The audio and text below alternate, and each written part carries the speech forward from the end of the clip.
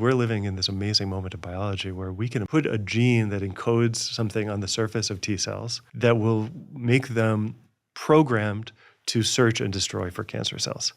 Now, this is largely known as CAR T cells, chimeric antigen receptor. This is a receptor that was designed in a lab, does not exist in nature. When those T cells get reinfused into a patient the way that you get like a blood transfusion, those CARs are directed to go against cancers.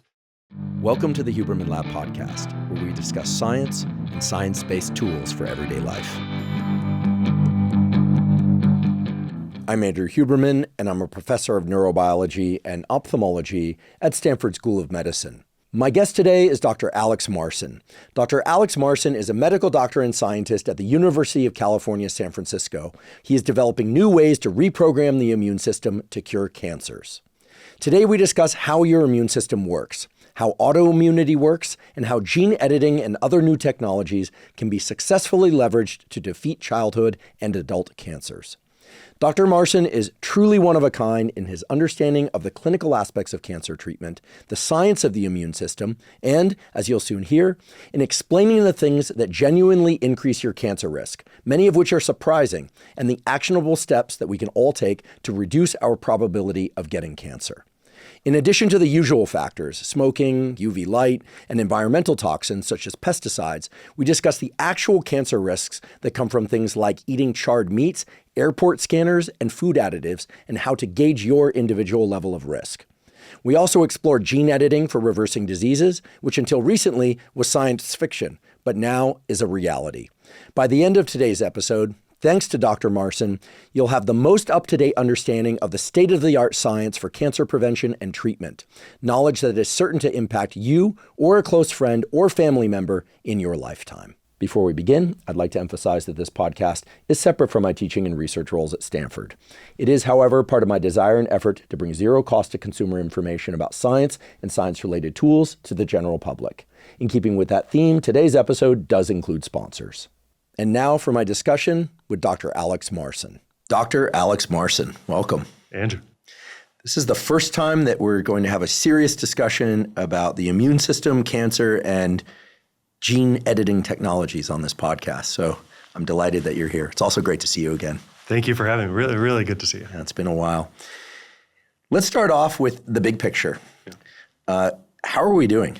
How's biology looking? How's medicine looking? Are we on the fast track to much better things? Are we going to slog along for another 10 years before we have cures to the many concerns that people have about cancer, Alzheimer's, and the rest? Or are you encouraged by what's happening right now? I think maybe there's the general public doesn't quite know how excited biologists are about what's possible. And maybe we've overpromised. Maybe in the past we've said we're on the brink of curing disease and people haven't seen it. But something is materially different right now. And there is a convergence of so many different ways of understanding biology, but then not having that stop at understanding, but to actually intervene at the root causes of disease. And over the course of this conversation, I imagine we're going to talk about DNA sequencing, understanding cells, but going all the way to rewriting specific DNA sequences inside of the cells of our immune system, doing this not one at a time, but testing every gene and understanding pieces of DNA throughout our entire genome to understand what controls our cells. And then being able to take that information and actually do something about it to boost our immune system, to go after cancer, to balance it for inflammation and autoimmunity. And that doesn't just have to be sort of searching for a pill. All of a sudden, we can actually talk to our own cells and give them instructions in the language of DNA and the language of molecular biology. And in some instances, this is being done with CRISPR, but it's also being done with lipid nanoparticles and vaccines. And we're still inventing new ways of giving these instructions, but all of a sudden, medicine is programming the behavior of cells in a way that's much more directed than was ever conceivable before. Like, there's really a step function in what's imaginable and achievable in medicine. Super exciting. Do you think that molecular biology and genetic engineering and or AI are the reasons that things are on this accelerated timeline? Yes is the answer. All of those things. I think we can do experiments at a different level of scale. We can generate data. And then we have the computational tools, including AI, but we have computational sophistication to actually extract insights from massive amounts of data. And, I think historically biology it was an observational science. Especially if you wanted to study things in humans, there wasn't a way to intervene. Now all of a sudden we're taking human cells, we're taking them into the lab and making genetic changes and reading out the consequences and directly being able to observe the effect. And we have tools to do this with imaging. We have the tools to do this with DNA sequencing. And we can take this all the way into clinical trials and see what are the consequences when we actually go after targeted DNA sequences and make our cells better at treating disease. Would you mind educating us about the immune system a bit? The adaptive and the innate immune system, some of the major cell types, because I think those are going to form the kind of building blocks of our discussions about cancer and other things today. Our immune system permeates almost every aspect of our health and disease. It is a system, really, in the sense of it's involved in every part of our body that has evolved to protect us, largely to protect us against infections, viruses, bacteria, fungus, all sorts of foreign invasions. And our immune system has developed a balance that is, when it's working properly, doesn't recognize the cells that are supposed to be in the body, but is finely tuned to recognize signs of things that shouldn't be in the body and to eliminate them. I mean, at its core, that's the basic job of the immune system. To recognize us versus non-us. Exactly. And you talked about the innate versus the adaptive immune system. Largely what we're talking about are white blood cells. We're talking about different types of white blood cells that are either inside of tissues or circulating in our bloodstream that go around and play coordinated and specialized roles in sensing when something comes in that is not us, that's foreign, that shouldn't be there. Mm-hmm. The innate immune system does it as is sort of thought of as the first alarm system, that something's wrong. And with the innate immune system, which consists of cells like dendritic cells, macrophages, these are cells that are going around and they're looking for patterns of things that just generally aren't in human cells. Some signs of damage, some signs of things that shouldn't be there in a generic way in a healthy human.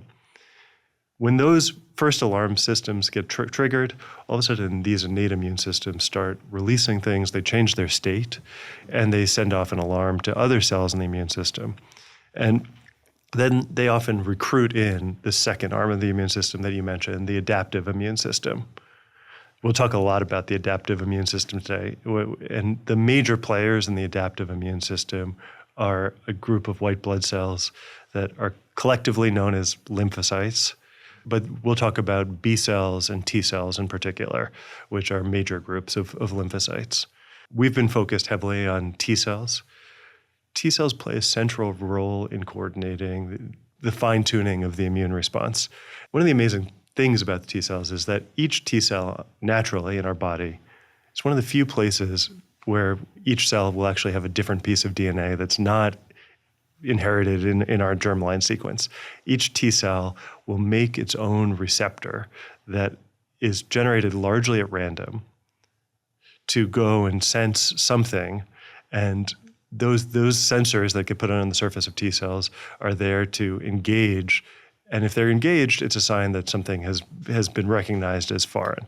And so we have this incredible diversity of different T cell receptors that have developed on our T cells. Each one will have a different, unique receptor on its surface. Each cell will have a different receptor on its surface. And the way to think about these receptors is that they're sensors. When they're engaged, they send a signal to the T cell that, okay, we found something that you've been programmed to recognize. And program is recognized as foreign if the immune system is working properly.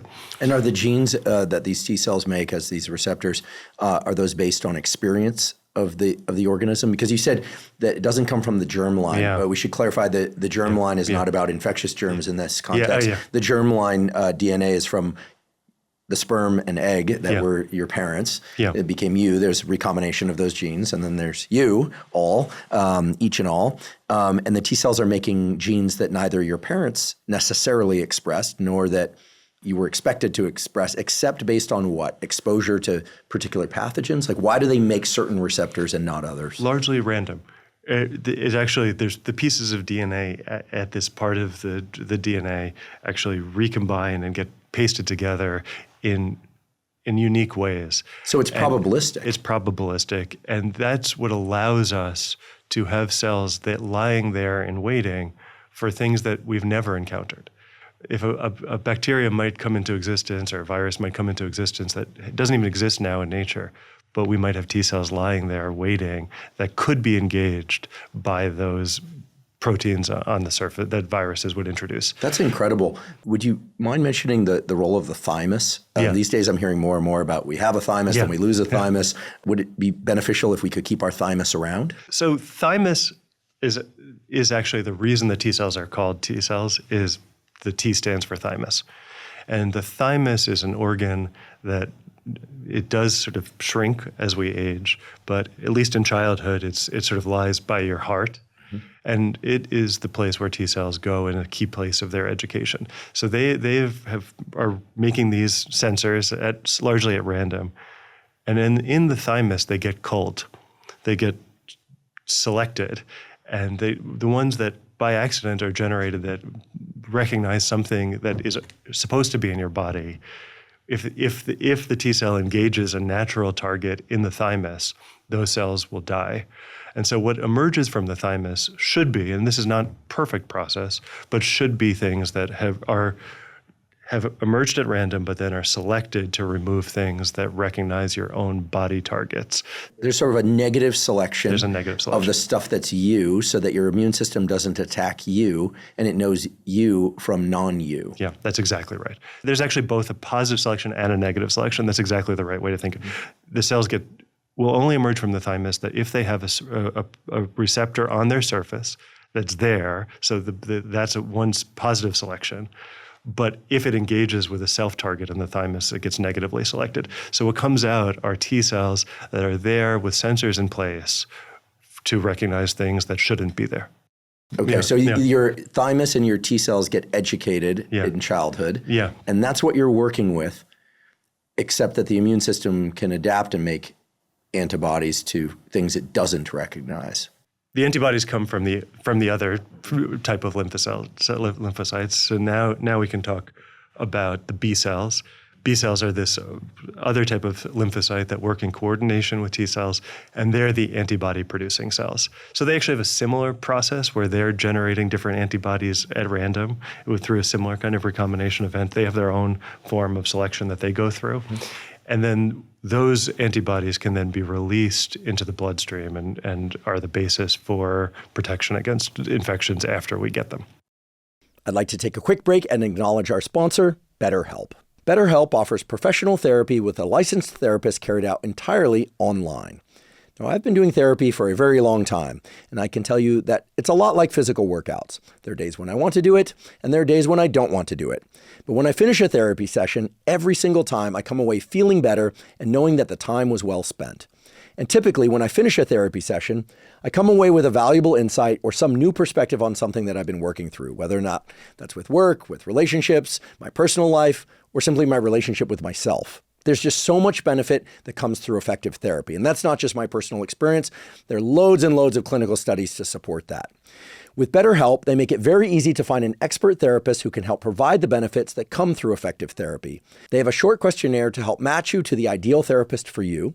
And while BetterHelp has an industry-leading match rate, if you aren't happy with your match, you can switch to a different therapist anytime. Also, because BetterHelp is done entirely online, it's extremely time efficient. You simply log on and have your session.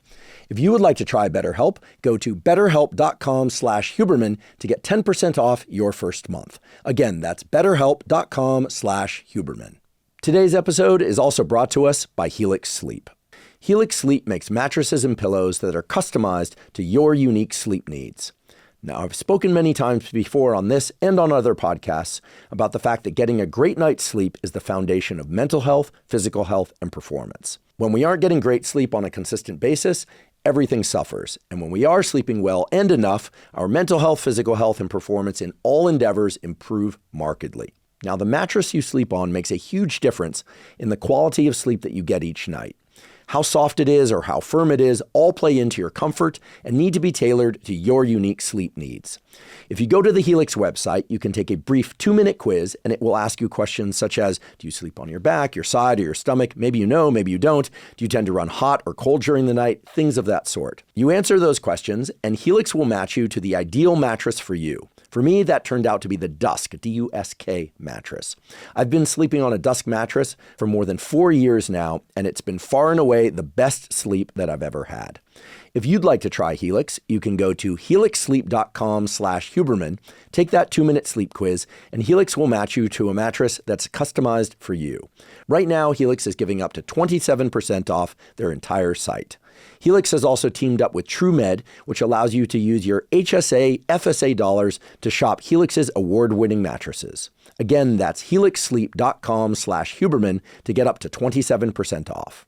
What underlies the sort of efficiency and functioning of the immune system? I know I and many people are thinking, okay, we hear like our immune system gets activated or our immune system is impaired.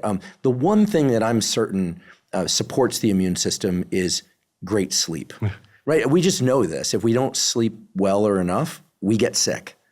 Is that because there's a known impairment of the immune system? I wonder about this too. I mean, I agree. Anecdotally, I've experienced that so many times of being run down and then experiencing that I'm susceptible to infection. But I don't actually know the basis of that. I mean, it's kind of amazing how much we don't know about these determinants of immune health, largely because they're often variables that are left out of the mouse studies that we're doing. We're studying largely steady state immune responses in mice, and I would say we haven't done a full exploration yet of all of the types of ways that general health impinges on the immune system. I had someone in my lab, a postdoc named Sagar Bhupat, who came to my lab with an interest in metabolic health and wanted to study the effect of metabolic health on T cells. And there's some sub-growing stuff on this, but it's another, like, what are the determinants of it? He did experiments in my lab where he exposed an allergen, something that irritated the skin and caused an allergic type reaction in the skin of mice. He did it in mice that were eating a normal mouse diet versus a high-fat diet that caused obesity. And what we saw was that it was actually not just a quantitative difference in the immune system, but actually a qualitative difference. The actual type of inflammation, the cell responses were different in the mice eating a high-fat diet. And I think we haven't done enough studies like that where we actually start playing with the variables of life and test them in a mechanistic way to isolate individual variants. What was interesting there was that the allergic reaction actually looked totally different in the obese mice. And if we used surrogates that are for the types of drugs that are being used now to treat severe allergy, so we gave antibodies that block allergic responses, the normal diet mice would respond favorably to these. They didn't help the mice that had the obese high-fat diet response to inflammation, and in some cases it actually maybe made it worse. So I think that there are these systemic ways. I mean, clearly we know our intuition tells us this strongly that systemic health can feed into our immune responses, but I think it's still been underexplored in rigorous ways. I realize I'm asking very top contour type questions for which there probably aren't specific answers, but we all know people that get sick all the time. And we know people who never seem to catch the bugs that everyone else seems to catch. Is there any understanding of what a more robust immune system is at the level? Is it more T cells? Is it, are the B cells engaged more quickly so they can generate antibodies more quickly? What is it? These are great questions that I don't think have full answers. There's been a lot of work on genetic determinants, and there's extreme cases where people have a genetic gap in their immune system where they're really susceptible to something that healthy people should not be susceptible to.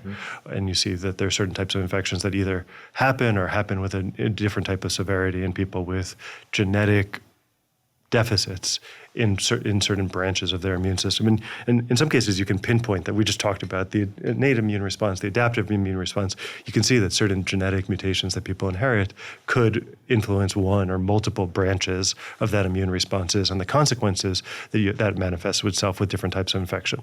And I suspect that there's some spectrum of that. We see you can diagnose the really strong genetic consequences, and then there might be a long tail of more subtle genetic that might be multigenic that we don't fully understand.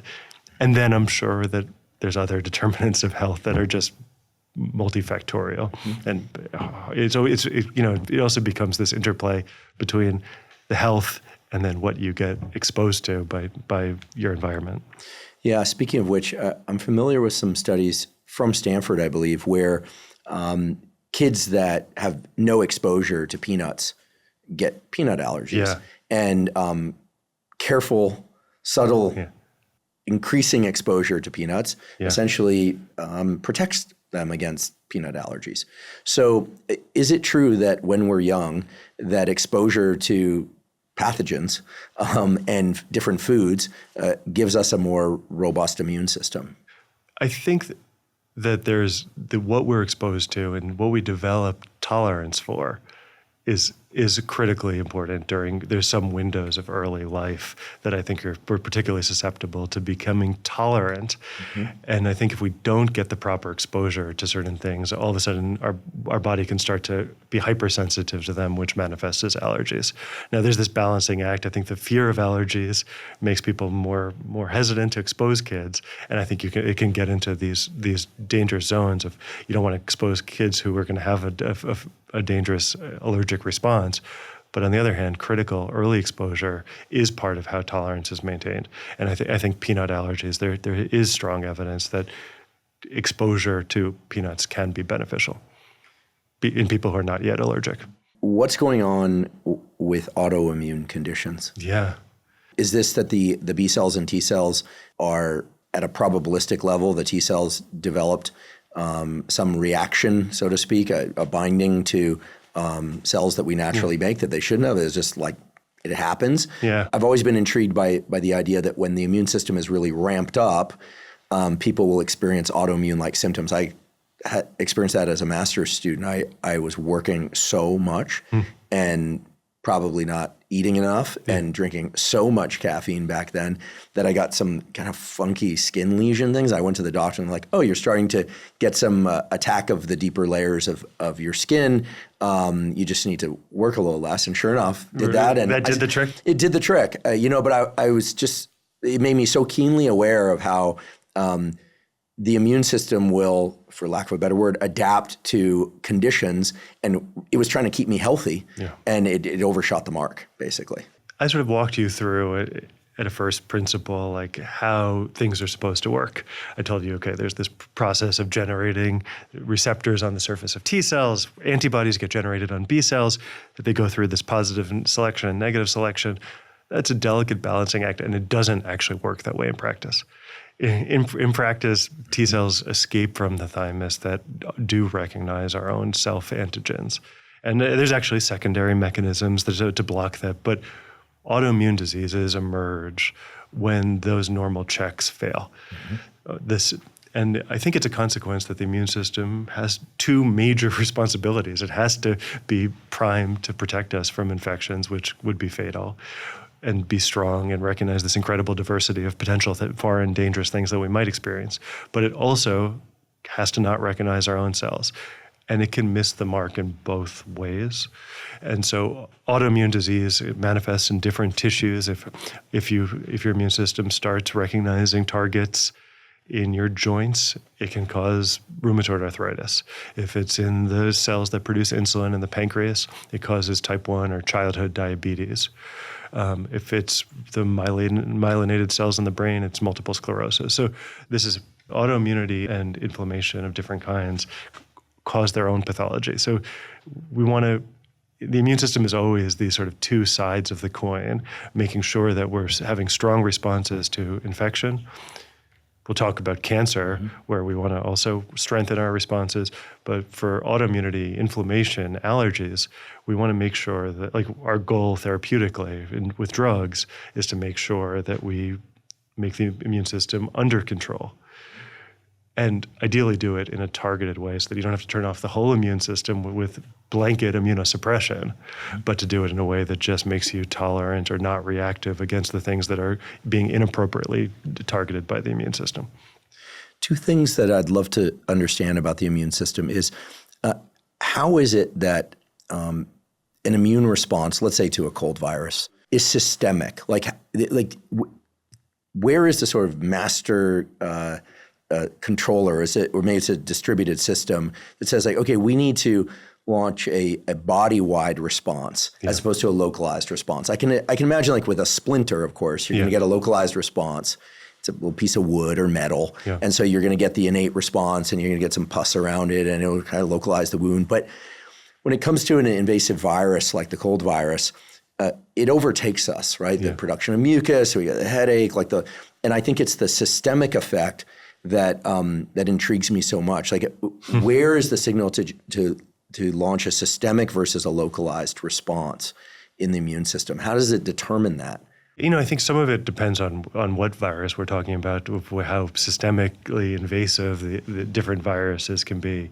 And some of it can be that the immune system has different levels of, it can have a local response. But the cells that we talked about in the immune system, one of their jobs can actually be to secrete things into the bloodstream, things that are essentially chemical signals that something is wrong. Major ones they're called cytokines, and they can act locally, but they can also have more distributed effects. And some of the things that the cytokines can do can cause the development of fever. Right, so you can have these sort of cascading effects of something being recognized at a particular site of the body, then sending distributed signals to the blood that will make us feel sick. And in some cases, there's again this balancing act of maybe the fever gives us some edge in fighting some types of infection, but it also makes us feel lousy. And so the immune system is always walking. I think sometimes the immune system response to infections is too strong, and a lot of the negative consequence of what we experience is the immune system going too far and having to come back as an infection gets under control. Thank you. One of the reasons I asked that is, I hate being sick. Fortunately, I don't get sick too often if I take good care, which I think is like most people. I think about antibiotics, for instance. Antibiotics are amazing. I've had a few things where I was like, this thing's bothering me. And I had this sinus infection a few years back. And I was like, this is definitely not a cold. And then they tell you it's not a sinus infection unless, I was like, I have a feeling. Now, I'm not a physician, of course, but it got really bad. And I took antibiotics, and within a day, I was feeling substantially better. That's great.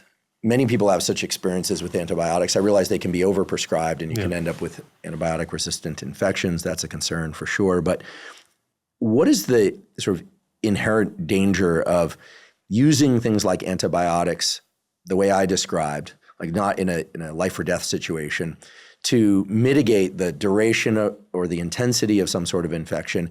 Because surely you're short-circuiting your immune system's ability to eventually just fight that thing off. Like, is part of building a robust immune system across your lifespan allowing your immune system to do the work and going through the misery of being really sick and infected? I don't think so. Great. Okay. Fantastic. Love that answer. Love that answer. I think you probably were exposed and had an immune response. Antibiotics, when they're used for bacterial infections that are susceptible to them, are a miracle. And we live in this amazing sliver of human history where we have antibiotics that can cure disease. I mean, I think many of us have had bacterial infections of different kinds, cuts and wounds, that would have been deadly in other generations, and we're the beneficiaries of having antibiotics that work.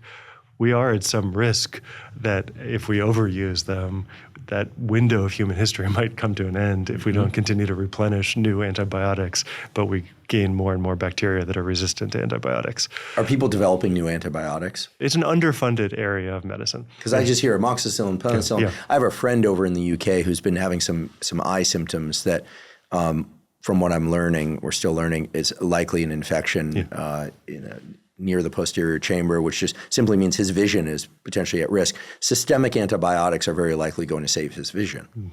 And so people say, well, antibiotics are bad. 100 years ago, they would have just enucleated the eye, which is to be blind, right? So I think they're a spectacularly good tool, but it seems like there's just a kit of maybe a 5 to a dozen very commonly prescribed ones. Why aren't people developing better, new generation antibiotics? Seems like it would be if for no other reason, $1 trillion industry, but also save a lot of lives.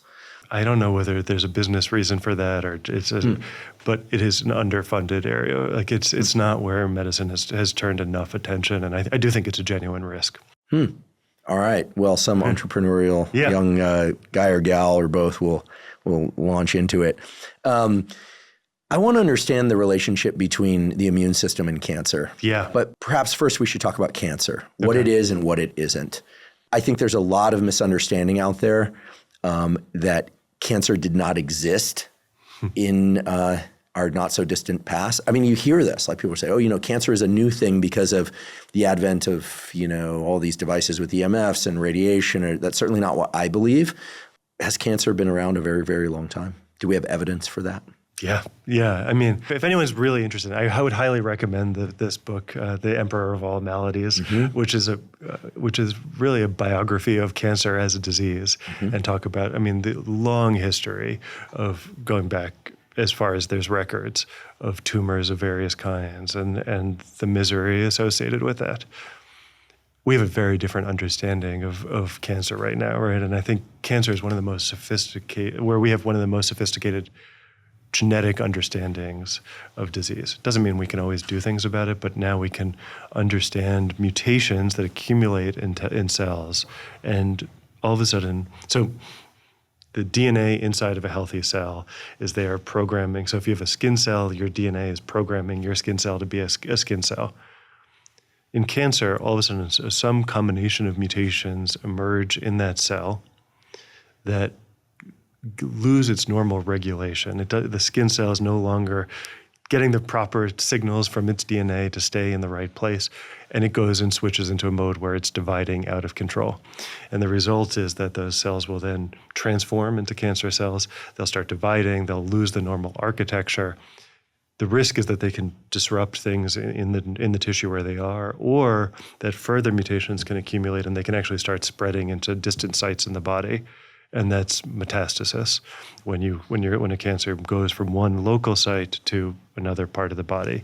And as that happens, those cancerous cells, it's really an evolutionary process where those cancerous cells have acquired new genetics that are focused on their well-being. Those cells are dividing, they're growing out of control, and they're taking the resources. They're growing at the expense of the normal coordination of the human body, and that's really at its core what cancer is. It's a genetic disease where cells lose the normal regulation and are dividing out of control in various tissues.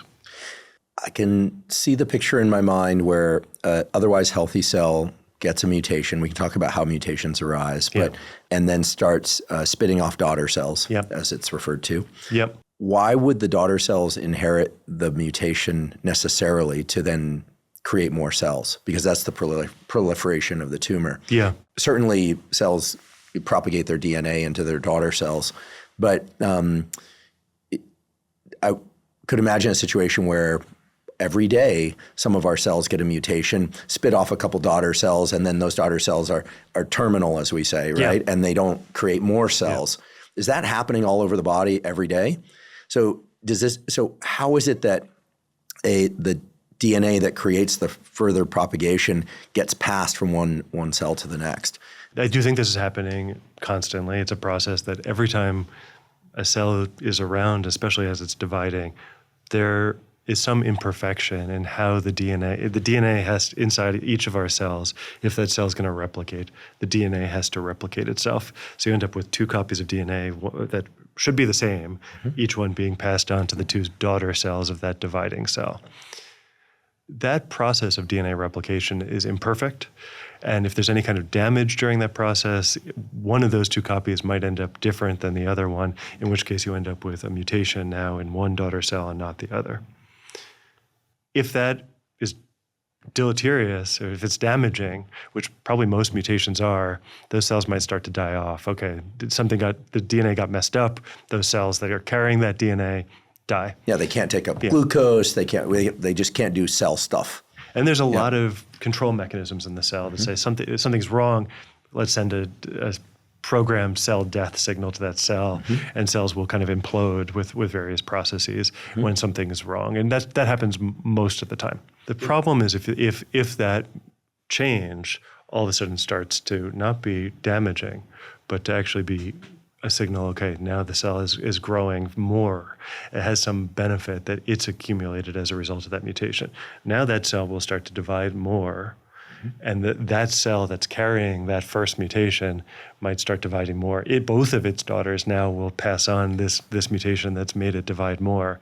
And if in subsequent rounds it gets a second hit, the combination may go from just cells that are dividing a little bit more to cells that take off and become full-blown cancer. Now, there's certain processes that will accelerate that. One was exposure to things that cause DNA damage, right? The major one is smoking. So when smoking causes chemicals to go into your lungs, the lung cells get exposed to these chemicals that then cause higher amounts of DNA damage, more mutations. And just as you have more mutations at a higher frequency, you're more likely to accumulate a set of mutations that will gradually go on to cause the generation of cancer. Another way that this process can be accelerated is that some people carry an underlying genetic predisposition to cancer. So you will likely have heard of the BRCA or the BRCA genes, which predispose to breast cancer and other types of cancer. There, people start with one copy that's already setting them on a road to higher risk of mutations accumulating, and the whole process happens with a higher frequency. And so this march towards cancer cells is more likely to occur in people with that type of predisposition. How common is the BRCA mutation? Is it equally distributed in men and women? What can you tell us? And should everyone get tested for BRCA? And there's a lot of questions here. I'll ask them again one by one.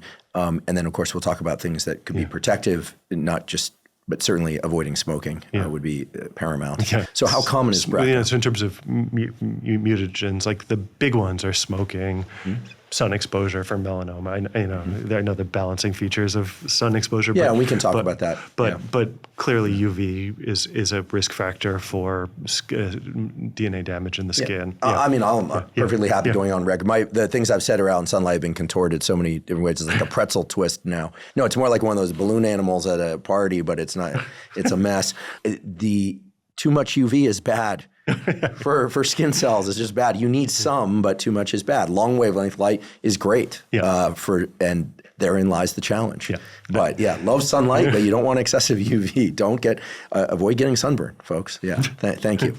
So, the BRCA mutation, I have a personal relationship to this because I lost both my graduate advisor and my postdoctoral advisor to BRCA mutation-related cancers, 50 and just a little bit older than 60 in the other. And brutal, especially when one of them, I know they're kids, and it's just for young people getting cancer, and I know they're childhood cancers, but BRCA seems pretty common. I don't know the numbers off the top of my head. I mean, they're not the major numerical causes of cancer. In the scheme of cancers that developed, it's a minority. It's a relatively small set number of the full set of cancers. The problem is if you inherit a BRCA mutation as an individual, you have a very high risk of developing cancer. So as an individual, your risk goes way, way up, and of certain types of cancer in particular. And we can all get tested for it now pretty cheaply, right? Yes. Yeah. Yeah, that's certainly recommended if there's a family history of cancer for BRCA mutations and a couple of other ones. But you're right, the tests are available. And you asked about men and women. Mm-hmm. It actually was men were some of the ways that those BRCA genes were identified. Because it's so rare for men to develop breast cancer. The ones who did develop it, there was a thought, well, maybe there's an underlying genetic predisposition, and that helped identify those genes. Interesting. Everyone get tested for BRCA if you know, because there are lifestyle factors that can reduce your cancer risk. I'd like to talk about mutagens. Yeah. Smoking, bad. I'll go on record saying vaping, bad. Perhaps not as bad as smoking, but still way, way worse than not vaping. The battle to sort of protect vaping is like beyond me, but okay, to each their own. Environmental sort of and workplace hazards, you know, like known mutagens. You work in a laboratory, you're working with mutagens, right? You're working with things that literally pull DNA apart. Yes. This always worried me working in a laboratory. There are a lot of carcinogenic chemicals in a laboratory. For good reason, yeah. Right. This is we're trying to study cancer, but we're certainly working around a lot of things that could cause cancer. Yeah. Chemicals, radiation.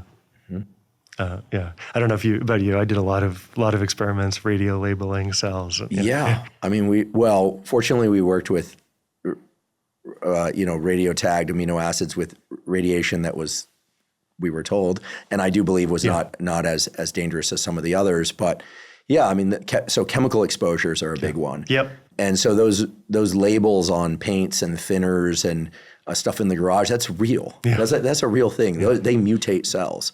And there's some spectrum of stronger and less strong ones. Mm-hmm. And I think oftentimes we're operating in an absence of great data, but I think there's a lot of things are implicated as potential mutagens. Pesticides. Yeah, you look at cancer rates in rural areas near where crops are dusted with pesticides, and we've had Shauna Swan came on here and she's like, listen, the cancer risks, the endocrine disruptor risks, we think of as like big cities as dirty and dangerous, and they are for certain reasons. But she said, if you really see the spikes in these cancers related to environmental factors, it's less so bus exhaust than it is pesticides. I mean, it is not evenly or fairly distributed. Some people get exposed way more to these things. And we haven't studied them enough. Mm-hmm. We need way more study to really be able to answer, okay, and people shouldn't be left, this is me just speaking it's kind of amazing to me how much we're left on our own to be figuring out what the risk of individual products is. And I think it's a place where we should be investing a lot more to get clarity on where the real risks are. As many of you know, I've been taking AG1 for nearly 15 years now. I discovered it way back in 2012, long before I ever had a podcast, and I've been taking it every day since. The reason I started taking it, and the reason I still take it, is because AG1 is, to my knowledge, the highest quality and most comprehensive of the foundational nutritional supplements on the market. It combines vitamins, minerals, prebiotics, probiotics, and adaptogens into a single scoop that's easy to drink, and it tastes great. It's designed to support things like gut health, immune health, and overall energy. And it does so by helping to fill any gaps you might have in your daily nutrition. Now, of course, everyone should strive to eat nutritious whole foods. I certainly do that every day. But I'm often asked if you could take just one supplement, what would that supplement be? And my answer is always AG1, because it has just been oh so critical to supporting all aspects of my physical health, mental health, and performance. I know this from my own experience with AG1, and I continually hear this from other people who use AG1 daily. If you would like to try AG1, you can go to drinkag1.com/Huberman to get a special offer. For a limited time, AG1 is giving away 6 free travel packs of AG1 and a bottle of vitamin D3K2 with your subscription. Again, that's drinkag1 with the numeral 1.com/Huberman to get 6 free travel packs and a bottle of vitamin D3K2 with your subscription. I get x-rays at the dentist now and again, but I prefer not to get them. X-rays cause mutations. Yeah. Again, there's a trade-off and the dose. And when you need an x-ray, you need an x-ray, but I wouldn't do them for fun. Right. I mean, I have colleagues who prefer to do the slower manual pat down at the airport to going through the scanner. It's a low level of radiation is what they tell me. But if you're traveling a lot, you're getting multiple low level exposures. And we know pilots, and this is for other reasons, because they're, you can tell us, but atmospherically they're exposed to more radiation. Cancer rates are higher in pilots. Now they're sitting a lot too, prostate cancer. Okay, there's a bunch of things there. But do you yourself avoid the scanner at the airport? Honestly, I do, but I can't say that there's data for that. I feel the same way as you. Like if I can avoid it, I try to minimize. But that's not based on some inside knowledge I have, but I have the same bias of less seems better. Yeah. I mean, I'm not out to get the scanner industry. I think it's useful for people to hear that one can have no formal data, but an understanding of mechanism that leads them to hedge. Yeah. It's good to know. Are there any mutagens is a carcinogen and a mutagen the same thing? So they're closely related. Mutagen, I think, means that you're mutating, that you're changing the DNA in the cell. That's the idea that those mutations may or may not be linked to cancer, but by virtue of the fact that you're causing more mutations, almost inevitably you're also increasing the risk of cancer, and carcinogens are things that increase the rate of cancer. I love barbecued meat. I don't like barbecue sauce because it's sweet, but I like meat with a char. Yeah. Is the char bad? I think so. I mean, I like it too, but again, these are balancing decisions in life. Sure. But yes, meat in general has been implicated as a potential carcinogen, especially in colorectal cancer. There's some data around that. Yeah, my read of those data, not the char data, but the meat data is it's tricky. This is just my standpoint. I want to make sure I put brackets around this, that this is my read of the literature, is that many of the studies that looked at red meat-rich diets versus plant-based diets, the problem is a lot of times the red meat-enriched diets had a bunch of other things in them. Like sourcing wasn't considered. There was also a lot of starches. Because nowadays you find people who seem to at least feel better. Who knows about the longevity aspect, but feel better eating red meat, fruits and vegetables, limited amounts of starches. So I feel like the nutrition studies are a mess.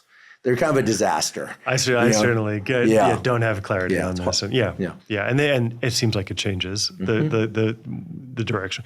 I think some things we have pretty good common sense intuition about. Fiber. Yeah, ultra processed foods are probably bad. But I think the balance of exactly what whole foods we're eating probably still needs to be worked out. How do you think about the data on, for instance, food dyes? This is very timely. Where a certain food dye at a very, very, very high concentration in laboratory animals creates a significantly higher incidence of tumors and cancers in those animals. But then the amount of food dye that's in the human food is a tiny fraction of that. I'm not trying to get political here. I just think as a framework for people to think about, there are many carcinogens, I'm sure, right in this environment. I don't doubt that the lacquer on this table, in fact, if that's even what they used, if ingested could cause cancer. I don't doubt that, right? But I don't know that in its form here, being near it for many hours a day does that. I doubt it. We're not inhaling the table. This is what I mean by this level of confusion. I think we all live with this background confusion of things. Some study has been published in mice at high concentrations exposure. Doesn't mean anything in our lives. What's the relative risk? So that's why I start with smoking, sunlight, and then say there's a tail. And I don't think we know fully what that distribution is yet. I'm sure there are some combination of things that are increasing our risk of cancer. We don't really know how to weigh duration and amount of exposure. And this is why I think it's really scary to people. People don't know, they know smokers who don't get lung cancer. Yeah, and non-smokers who do. And so I think people go, well, it actually has caused, I believe, a lot of damage in the faith in medicine, unfortunately, because the messaging is all is mixed up. Yeah, I think that nowadays people are trying to do what they can to protect themselves, but people still get cancer. You can do everything right and still get cancer. Is that even if you don't have a BRCA mutation. Absolutely. I mean, absolutely. I think the last thing you ever want to do is attribute someone's actions to cancer. I mean, it is a probabilistic disease where some set of mutations occur that cause a really devastating disease. And so, we don't know the answers, and I think we have to be humble about that. Now, what I think we can also talk about is, well, how do we treat cancer when it comes up? And this is where these two conversations that we've been having really come together. We've been talking about the immune system. We went through a lot of sort of detailed mechanism, thinking about the different cell constituents of our immune system. I will tell you that when I went to medical school, which wasn't that long ago, I graduated in 2010, the dogma was, don't waste time thinking about cancer immunology. Cancer immunology is a field that's going nowhere. And I mean, I think I was in Boston. I think maybe there was some local bias in that direction, but this was not the mainstream of thinking about how we would treat cancer. At that point, the way that cancer was being treated was chemotherapy, which is something that's been around for decades, and it's basically give toxins to the body that will be more toxic to the cancer cells than to the healthy cells, and ask people to endure all the side effects because they have to get rid of the cancer cells. And that's still the mainstay of cancer treatment. We all want to do better than that. It's very unpleasant, very, very unpleasant. Unpleasant and worse. I mean, people endure horror. We put people through horrific things because it's the best we can do. And then there was a wave of thinking, okay, well, let's try to make drugs that are targeted to the mutations that we talked about. And that was the hot thing. That was the promising avenue when I was in medical school of okay, now we've really measured these are mutations that accumulate inside of cancer cells. This is what's causing cancer. Let's make drugs that go after those things. And it turned out that was, although a lot of good has come from that, people have extended lives, cancer has a way of working around that. So these are cell cycle inhibitors? Signaling, various mutations affect these growth properties of cells, and there's targeted drugs that have been designed to go after some of those pathways that are making the cells divide out of control. Yeah, I think that benefit has come, but cancer has ways of mutating around that and developing resistance. The same way we talked about resistance in bacteria to antibiotics. If they're exposed, cancer cells can evolve quickly and can become resistant to these targeted modifications. What has emerged as a whole new way of thinking about going after cancer is using the power of the immune system that we talked about at the beginning and redirecting that against cancer targets. This has changed how we think about cancer treatment. The hope is that all of us have this immune system that goes through every organ in our body. It circulates. We have white blood cells that are constantly going around and looking for things that shouldn't be there. Can we unleash that immune system against cancer? And the hope would be that the cells of our immune system, we talked about how they're really exquisitely evolved to make a determination of this is a healthy cell, this is not a healthy cell, this cell should be here, this should not. If we could get that level of precision, where we could have a durable immune response that gets rid of the cancer cells but leaves the healthy cells intact, that is what we want. Now, that is not science fiction and is now approved and used to treat a number of different cancers. The first place where this happened was in a class of medicines called checkpoint inhibitors, or immunotherapy drugs.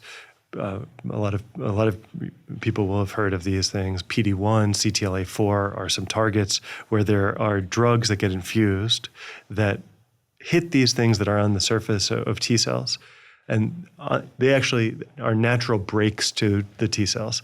T cells might be in our body there, but turned off or not turned on enough to be strong enough against cancer. And for certain types of cancer, it's been absolutely miraculous that if you make a drug that hits the brake on the T cells go stronger and they can be unleashed against cancer just by taking the brakes off of them. What sorts of cancers has it been successful for? The poster child for this has been melanoma. One of the big success cases was Jimmy Carter, who had a melanoma, which is a skin cell, aggressive skin cancer that had already gone to his brain, which was thought of as a death sentence, and he got treated with checkpoint inhibitors and basically was cured. Amazing. And so, you saw these tumors just shrink away, and not just him, but in a large fraction of melanoma patients now respond to these.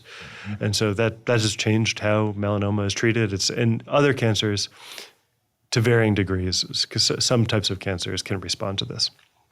That's taking a drug that unleashes the T cells that are already in our body. The focus of my research is, the first thing I said was we're living in this amazing moment of biology where we can do things to cells in our body that with incredible precision, and we're often just limited by our imagination. And what we can see now is that we don't actually have to just be limited to the cells, the T cells that are naturally in our body that already have this random distribution of sensors. We can actually genetically make one of these sensors for T cells and put it into T cells. We can put a gene that encodes something on the surface of T cells that will make them programmed to search and destroy for cancer cells. Now, this is largely known as chimeric antigen receptor T cells. That's a long term. They're known for short as CAR T cells, chimeric antigen receptor. And what that means, chimeric, is that these are stitched together. This is a receptor that was designed in a lab, does not exist in nature, but can be put into a piece of DNA, delivered into a T cell. And when that DNA goes into the genetic code of the T cell, all of a sudden the T cell will start making proteins that go on its surface and act as these artificial sensors. And those CARs, then when those T cells get reinfused into a patient the way that you get like a blood transfusion, those CARs are directed to go against cancers. This has been done for certain types of leukemia and lymphoma, and there's been these amazing success stories. The thing that woke up me and the world was in 2012, there was a young girl who was the first pediatric patient to be treated with a CAR T cell for cancer. So she's become a heroic figure, Emily Whitehead. She was, I think, 8 at the time, and she had a form of leukemia that it just was, for some reason, whatever reason, it failed all the treatments, and nothing worked. She was going to be sent home on hospice. She had exhausted all the possibilities at the age of 8. And she got enrolled in at that time, highly experimental treatment to get these CAR T cells. So her blood cells were taken out in a big blood donation. Her own T cells were genetically modified. And we could talk about how that was done. It was actually done with like a pretty crude technique that's been around, actually used viruses, lentiviruses. These are sort of modified HIV viruses to deliver this extra piece of DNA that encoded the CAR. And this was done on her cells.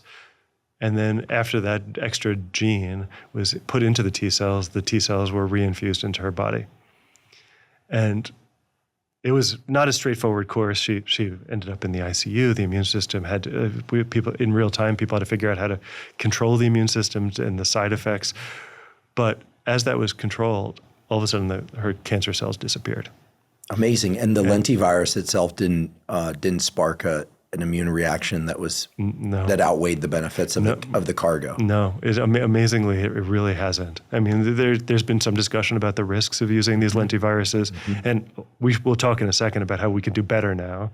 Yeah, but people are going to hear putting viruses into cells and putting them into humans, and a bunch of people will freak out. But I promise you that things like adeno, which is like a cold virus, or lenti, which is similar to HIV, and of course they didn't give her HIV. They changed the virus, so they're not delivering HIV. These viruses are incredible because they can create long-lasting expression of genes that you deliberately put into them. They're a shuttle. It's an amazing application of biological understanding, right? That all of a sudden we've been studying viruses because of the risk that they have, but we've learned that they can deliver, that viruses have evolved to be very good shuttles and to deliver their genetic material into cells. The way I think of it, is the viruses have evolved to take advantage of our biology and our genes. Yeah. And so we did the ultimate touche in these instances. Like, you're so good at hijacking our cells' DNA and proliferating. All right, we'll leverage you to help us as opposed to hurt us, right? That's exactly right. And so that was done in 2012. Emily Whitehead was 8. it was done as an experimental treatment at the University of Pennsylvania. And the story now is that now, all these years later, Emily Whitehead is not only cured of her leukemia, she's pre-med at the University of Pennsylvania. So awesome. And awesome. No one could ignore that. This was just all of a sudden this dogma that I had just been taught a couple of years early in medical school that we should ignore the cancer immunotherapy. It was just, we were just wrong. And all of a sudden, the field woke up and said, okay, the immune system is not just limited to treating viruses and bacteria, or protecting us from viruses and bacteria. The immune system can be exploited and potentially re-engineered to protect us from cancer and maybe other diseases. So that was 2012. 2012 also was the year that a paper got published in Science by Emmanuel Charpentier and Jennifer Doudna that introduced this new technology called CRISPR. And we'll talk about this, but CRISPR fundamentally is a tool to rewrite DNA sequences. That came out in 2012.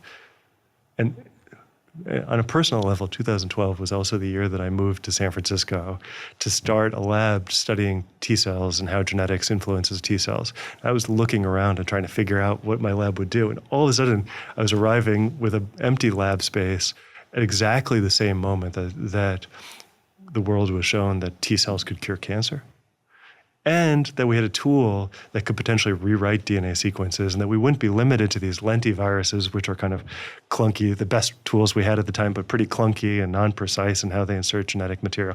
All of a sudden, we could imagine that we could take T cells and use CRISPR to actually pick individual places in the genome and make targeted changes to program exactly how cells behave.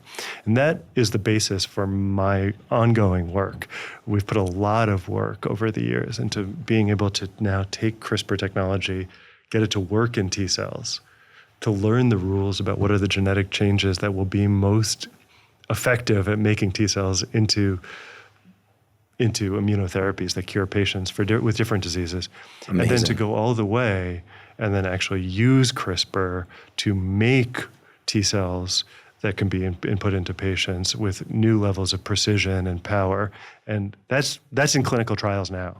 We're now in clinical trials with these CRISPR-engineered CAR T cells, and we're not just going after leukemias, where these CAR T cells have historically worked, but we're also thinking about, can we make these work for the really common causes of cancer deaths, solid tumors? And that's been a challenge, and we can talk about that. But getting T cells to find the right targets in tumors and then work inside of tumor environments, which are inherently immunosuppressive, requires figuring out additional gene edits that are now possible with CRISPR to try to beat the cancer at its own game. If cancer is evolving to make itself cloaked from the immune system, now with CRISPR, we can think about getting one step ahead and making T cells that are able to resist all the tricks that cancers throw at it to be more, I think we're on the brink of having precise CRISPR-engineered cells that will, I hope, start to melt away cancers without the side effects of chemotherapy.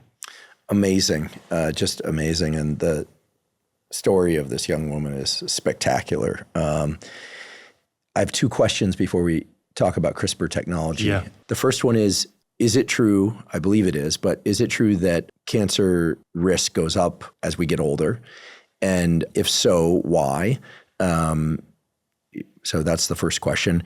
And then the other question has to do with how the immunotherapy that you described was able to target the cancer and not cause problems elsewhere, which is kind of the major issue of chemo and radiation therapy. But the first question, again, was, why more mutations as we get older? So I think there's a few cancers that peak in childhood, and there's risk as the body's developing of certain childhood cancers. And there's childhood leukemias, for example, and that, like when we talk about Emily Whitehead. But most cancers, as you said, exactly as you said, that there's this sort of increase, and they're largely disease of later stages of life. I think that the reason for that is, remember when we talked about what causes cancer, it's this evolution, where certain cells start to accumulate mutations. Numerically, a lot of those cells that have the mutations will die off, and it's just a game that unfolds over time. And the more time you have cells dividing and sticking around in the body, they're accumulating more damage, and eventually you're more likely that that damage would actually transform the cells into a cancer cell. So time is a big factor here. Time and just accumulated damage. And the other question was, how is it that the lentivirus knows to the lentiviral cargo-carrying T cells know to attack the cancer and not something else? So this is a key question for the field, right? And I think one of the things that worked incredibly well was a brilliant choice by a group of scientists in a few different places that converged on the target that was used in the first CAR T cell. And what the target is known as is a protein called CD19. That's just the name of this thing that's found on a lot of different types of B cells. So this brings us back to this discussion. The leukemias themselves are a disease, a cancer of the immune cells. So they're cancer of B cells, and CD19 is found on the surface of many a large number of different types of B cell leukemias and lymphomas. I see. I think one of the things that turns out to be serendipitous here is that B cells themselves, natural healthy B cells, actually also have CD19 on their surface. What just turns out to be serendipitous is that the body can tolerate those cells going away. And so what has made this a particularly effective and safe and relatively well-tolerated treatment for cancer is that the collateral damage is actually not that damaging. That T cells in this case are not strictly distinguishing between cancer and health. They're not just getting the leukemia cells. They are getting collateral B cells. But by and large, to a first approximation, people can live without those cells. And so that side effect has just been tolerable. Finding that balance gets harder and harder for more cancers, right? If you start to think about pancreatic cancer or brain cancer, finding targets that if you hit the healthy pancreas or the healthy brain are not toxic, it's harder and harder. So people are thinking about more and more sophisticated ways to look for these targets that are selectively found on the cancer cell and not on the healthy cell, or to think about ways that you might actually make the cell depend on recognizing multiple features so that you can have what's sometimes talked about as like a two-factor authentication. Like the T cell will only kill cancer if it finds this and this, and that combination of things are not found on healthy cells, even if one or the other might be. So people are thinking about how do we get more sophisticated about building these discrimination systems into T cells. The building blocks are there, but the specifics for each cancer have to be invented. But we have the tools to do that. Awesome. Before we talk about CRISPR, there was one other question that I know many people will be thinking about. A few years back, maybe 5-10 years back, there was a lot of discussion, maybe even some enthusiasm about ketogenic diets to treat or prevent cancer. And my understanding from looking at that literature was that for some cancers, it perhaps, I want to bold, underline and capitalize perhaps, might help. But for other cancers, it could make things worse. And then I also more recently started hearing about low glutamine diets. And of course, this is the way the internet works. But I did see some papers in some decent journals, that at least were exploring this. So are they're just low carb, let's call it what they are, ketogenic diets, have they been shown to be useful for treatment or avoidance of cancer? I have to defer to you. Actually, I don't know the answer to that. Yeah. Okay. My guess is that people are still looking at this. But there was also the idea that they could be useful for certain forms of dementia. There was an effort to call dementia, type 3 diabetes. But my understanding from talking to the experts in this is that it might help through indirect mechanisms, but that it's not going to solve the problem. Okay. Well, thanks for entertaining that little cul-de-sac that I created. CRISPR. Tell us the story of CRISPR, because I think CRISPR is one of those funny things in biology and medicine that almost everybody has heard about in the general population. Most people know it has something to do with changing genes, but it's sort of like AI. Yeah. It's here, it's powerful, it scares certain people, it excites other people. But most people don't know how it works because there's really no incentive to. But I think the story of CRISPR is actually also a story about how science works. Yeah. And that's important too. I think it's exactly true. I think it is a perfect illustration of something where a discovery happened that no one was planning, but changed biology. Let me tell this story in two separate arcs. One arc is the arc of understanding DNA. You know, if you go back to Watson and Crick, it's understanding the double helix, to understand the structure of what a DNA sequence is. That matures. We learn how to sequence, to understand, to be able to measure a row of A, T's, and C's and G's that, in whatever combination they are, will start to be the building blocks for programming which proteins get made inside a cell.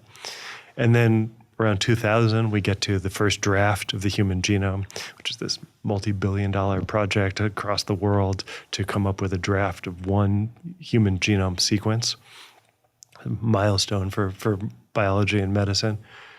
And then DNA sequencing technologies continue to improve and cost comes down. And we're getting to the point where we can start to measure big chunks of our DNA at increasingly affordable costs, and people were starting to understand the differences between people with DNA at the level of at least statistics. Okay, people with this disease are more likely to have this gene than that, but we're getting to some limit of what we can do just by sequencing DNA. All of a sudden, you're observing the DNA sequence that's in someone's cells, but you don't really know what those effects are. Just as the sequencing world is maturing, we're desperately looking for a tool to say, well, now we want to, as we have all the sequences, we want to be able to see what happens if you change a sequence.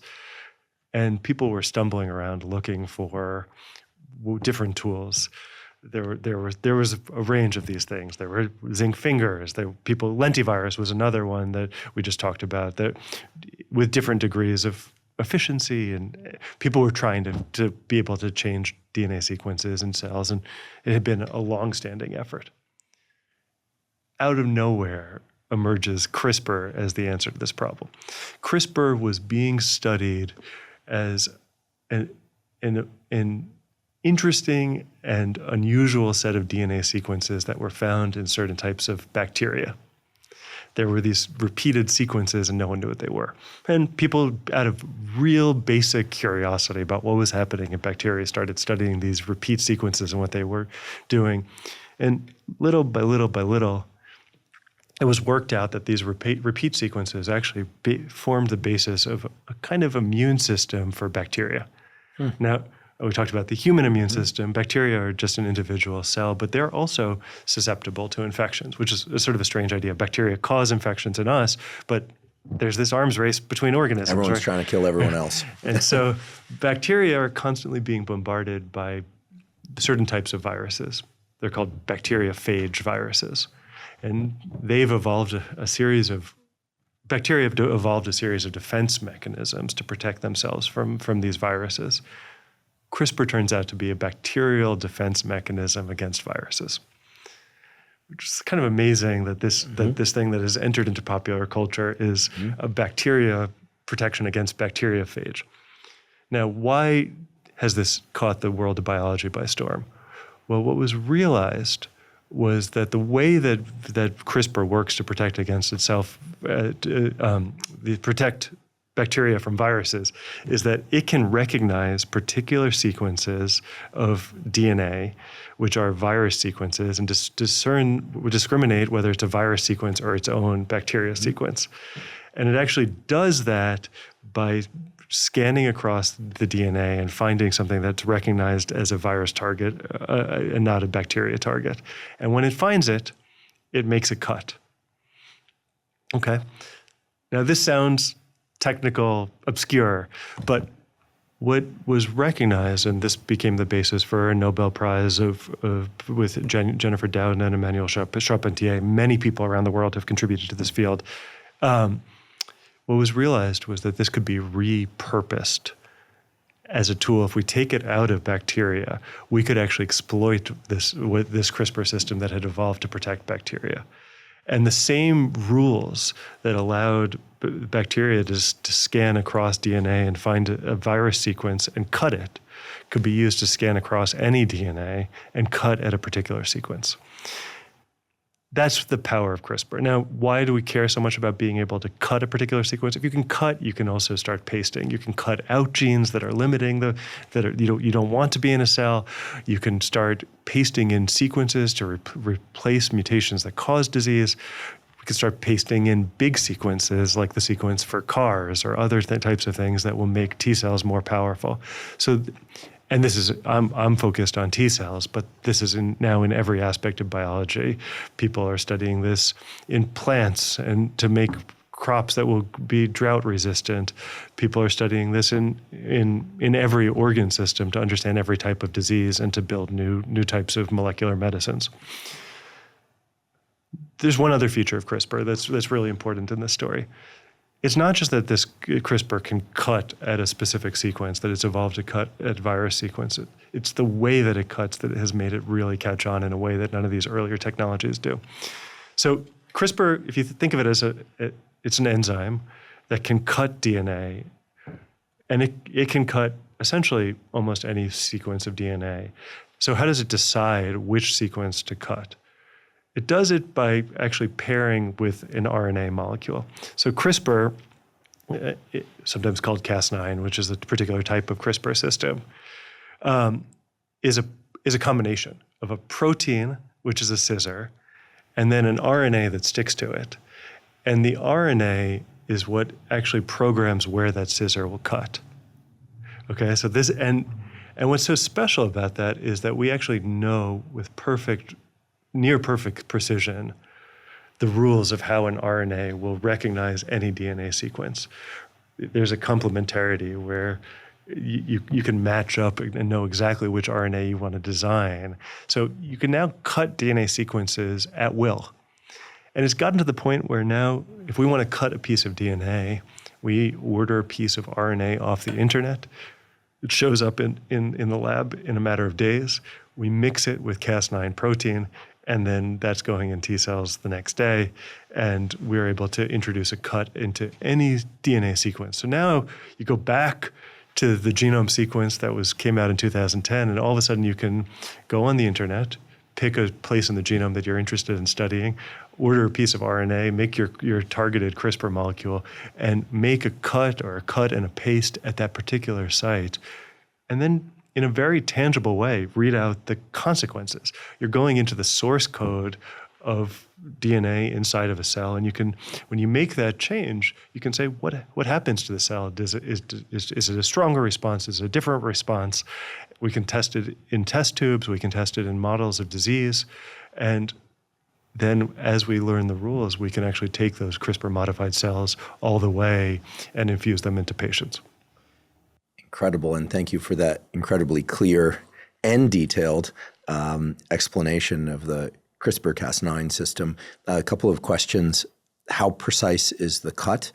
Are you damaging adjacent nucleotides, or can you home in exactly on the site that you want to cut? And then the related question is, if you're going to introduce a gene sequence there, how do you ensure that there aren't downstream effects? I mean, I think what you're getting at with both these questions are unintended consequences, and that's always present, right? I think this has been a major concerted effort for the field of CRISPR. How do you get more and more precise? And it's come a long way, but nothing's perfect, right? So I think we've done a lot. The field has done a lot of work to test off targets, right? If you're programming to cut on one place on chromosome 6, do you actually accidentally ever cut anywhere else? And there's a range. Sometimes some sequences are a little bit more promiscuous than others, but we've gotten quite good at getting more and more precise to say, okay, we're making these high fidelity cuts at one place. There are still the second risks of bystander effects. Okay, you make a cut. What does the DNA get chewed back? And at the neighboring part, there's been, in some extreme places, pieces of chromosomes actually falling off. All these things can happen. And I think what we're kind of at a place in a field where now we're thinking about for each disease a risk benefit of, okay, there's always a risk for any medicine of some unintended consequences. We have to be on the lookout for them. We have to know what they are. Most cells, as we said, that get a mutation don't have a problem. They just die off. So if you have an unintended consequence, most will die, but there is always the risk of the unintended consequences. And I think as a field, we have to be humble about that. That said, the CRISPR world is not static, and the story I told you was like the building block of CRISPR. It's a protein scissor that can be targeted to any piece of DNA with an RNA molecule. People are appropriately thinking, well, scissors can cause damage. Maybe that CRISPR molecule should actually be re-engineered, not to be a scissor, but to do other things. And now people have started engineering it to say, well, let's not make it a scissor. Let's make it a thing that just introduces a more predictable mutation at a site. David Liu at Harvard has created these things called CRISPR base editors that doesn't introduce a double-stranded break, but actually changes nucleotides in a more predictable way at that site by recruiting a deaminase domain, something that will change DNA nucleotides when it's recruited to a particular place, and you use CRISPR just to recruit that enzyme that makes that mutation at a targeted place. Other people have actually started using epigenetic enzymes. The DNA doesn't just get enacted by DNA sequences, but pieces of it can be active or inactive, and this is called epigenetics, where there can be a stable program of things getting turned on or off without any change in the A's and T's and C's and G's. And now we and others are using CRISPR-based epigenetic editing. It's called epi-editing, where we don't make any cut in the genome, but we just turn on or off. And it's in a large part to think about mitigating some of these risks that might come with the scissor function. Instead, all of a sudden, we're using the same building block of recruiting an enzyme to a particular place in the DNA code, but using the full set of things that we might do at that DNA site to program cells in the most precise possible way. I'd like to take a quick break and acknowledge one of our sponsors, LMNT. LMNT is an electrolyte drink that has everything you need and nothing you don't. That means the electrolytes, sodium, magnesium, and potassium, all in the correct ratios, but no sugar. Proper hydration is critical for brain and body function. Even a slight degree of dehydration can diminish your cognitive and physical performance. It's also important that you get adequate electrolytes. The electrolytes, sodium, magnesium, and potassium, are vital for the functioning of all cells in your body, especially your neurons or your nerve cells. Drinking LMNT makes it very easy to ensure that you're getting adequate hydration and adequate electrolytes. My days tend to start really fast, meaning I have to jump right into work or right into exercise. So to make sure that I'm hydrated and I have sufficient electrolytes, when I first wake up in the morning, I drink 16 to 32 ounces of water with an LMNT packet dissolved in it. I also drink LMNT dissolved in water during any kind of physical exercise that I'm doing, especially on hot days when I'm sweating a lot and losing water and electrolytes. LMNT has a bunch of great tasting flavors. In fact, I love them all. I love the watermelon, the raspberry, the citrus, and I really love the lemonade flavor. So if you'd like to try LMNT, you can go to drinkelement.com/Huberman to claim a free LMNT sample pack with any purchase. Again, that's drinkelement.com/Huberman to claim a free sample pack. I'm curious about getting CRISPR into the cells of interest. Yeah. The lentivirus example that you gave before, my understanding is it involved harvesting some T cells, introducing the lentivirus with the cargo that you want, putting that back into circulation, and the T cells know where to go and know what to do. For a lot of cell types, like neurons in the brain, liver cells, pancreatic cells, I could imagine a surgery where you inject directly into those organs, but wouldn't it be wonderful if you could get the cells of interest without having to be so invasive? So what's being done there in terms of trafficking CRISPR to appropriate cell types or organs? And then that sort of seeds another question that I'll hold off on about whether we should be banking cells or for what's coming. First of all, I just want to pause for this. This is great. I love this conversation. No, I do too. I mean, you're taking us to the I don't like the phrase bleeding edge. It sounds violent, but you're taking us to the cutting edge of molecular biology and medicine, and we are peering over into what's next. like what your children and my children and probably our parents also will be able to benefit from in the next 10 years, maybe sooner. Yeah, we're really talking about things that are happening now and happening at an accelerating rate. So you asked, part of what just made me have that reaction is I think you asked one of the key questions for this field of how is this being delivered into cells? Mm-hmm. So I told you, let me go backwards and then I'll go forward. I told you that in 2012, I sort of was sitting there thinking about I wanted to study T cells, the genetic control of T cells. I saw the power of CAR T cells. I saw the power of CRISPR, which at that time was being only used in highly artificial, immortalized cell lines that grow easily in the lab. And it just wasn't clear that there would be a way to get CRISPR to work in real T cells that you would take out of a human blood sample that are not immortalized, that can only stay in a dish for a short amount of time and still retain their function. And I sort of tripled down on this was what my lab was going to do. We were going to figure out a way. And we went through a long list of different ways that we might deliver, and it wasn't obvious. Actually, a key collaboration early in my career was another serendipitous run-in. I met Jennifer Doudna through some persistence on my own. And Jennifer Doudna and I sat down and started thinking about how could we team up to take her expertise in CRISPR biochemistry and get it to work in T cells. And we settled on this thing that was not at the top of my list of things that would work, but ended up opening up the field. We actually purified the CRISPR protein. So we had protein and RNA that we could make in a test tube. Now we order it off the internet. We could mix them together and we could make these protein RNA complexes and we could suspend that in liquid. And then what we did is we actually incubated T cells from a blood sample in that liquid. And then the question was, how do you get these protein RNA complexes into the cells? And we use this trick that's been around for a long time. No one, as long as it's been around, it sounds magical and no one quite understands how it works. We put the cells into a device that gives a small electrical current to the T cells. Electroporation. Oh man, I during my graduate career, I electroporated a lot of, well, I can just say it now because I don't do it anymore.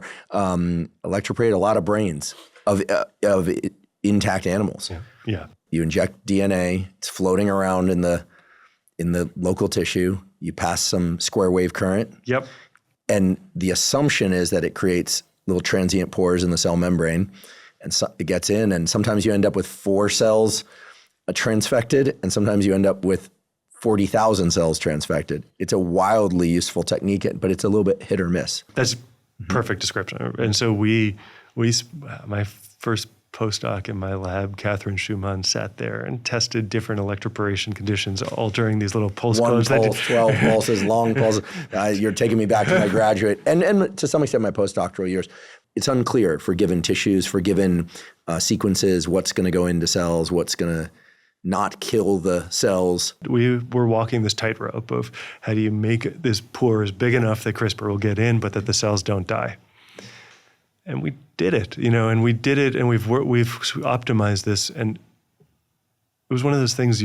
When it happens, you see it, and you just realize it's binary. Like all of a sudden, you're editing DNA inside of T cells, and we got our foot in the door with some level of efficiency. We've gone through the roof. This is now used by labs widely, and it's incredibly efficient. And some cells die, but overwhelmingly, you end up with cells that are gene edited.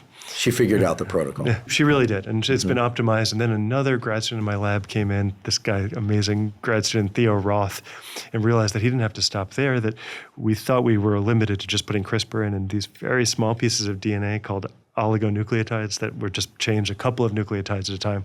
Our mindset was like, maybe we can fix a mutation, an individual mutation. Theo said, let's not stop there. Let's put big pieces of DNA in. And we've pushed this boundary of being able to say, let's pick a site, make a cut, and introduce hundreds or up to thousands of different nucleotides to be able to really write a piece of DNA code that doesn't even have to exist in nature, but then we have the precision using CRISPR to put it into a particular place in the DNA.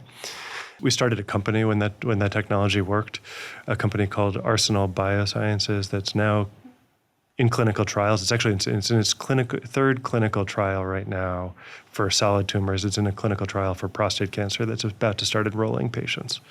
And that company can now do this at industrial scale. It takes patient cells, electroporates them, and has now written a long piece of like 10,000 nucleotides of DNA code that put in a sequence of a combination of different receptors, including a CAR, and additional gene enhancements that will make these T cells more powerful in a tumor microenvironment. And then they go into the bloodstream, they navigate to the prostate, and they start fighting the cancer cells.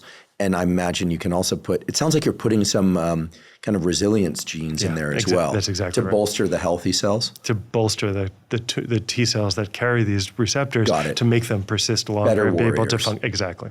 Awesome. That's happening. And the way that happens is that a patient will be selected, will go in for a blood donation, give a rather large blood donation, but those cells are then shipped to a facility that Arsenal maintains. The electroporation happens in the centralized facilities. The cells get grown up for a couple of days and tested. They get frozen down and then sent back to the patient, where the cells are then thawed, and it's the equivalent of a blood transfusion. Now their own cells have been supercharged to allow them to recognize cancer, but also to have, as you said, added resilience, added strength in that battle against cancer. The cells that have been modified by the CRISPR-Cas9, they're sitting in this bag. They get infused. Are they designed? Is the CRISPR designed to only go after the prostate cancer cells, or is there some version of this where you can inoculate against a number of different cancers? In other words, if I'm understanding correctly, if there are sort of canonical mutation sequences that occur in all cancerous cells. Is there a version of this where I give some blood, you or probably a company, electroporates them with the CRISPR-Cas9 system, brings in resilience genes for the T cells, for my T cells, plus some attack genes, right? So that are going to destroy the cancer cells. And then I get an infusion of these when I turn, I'm 50 now, so like 52.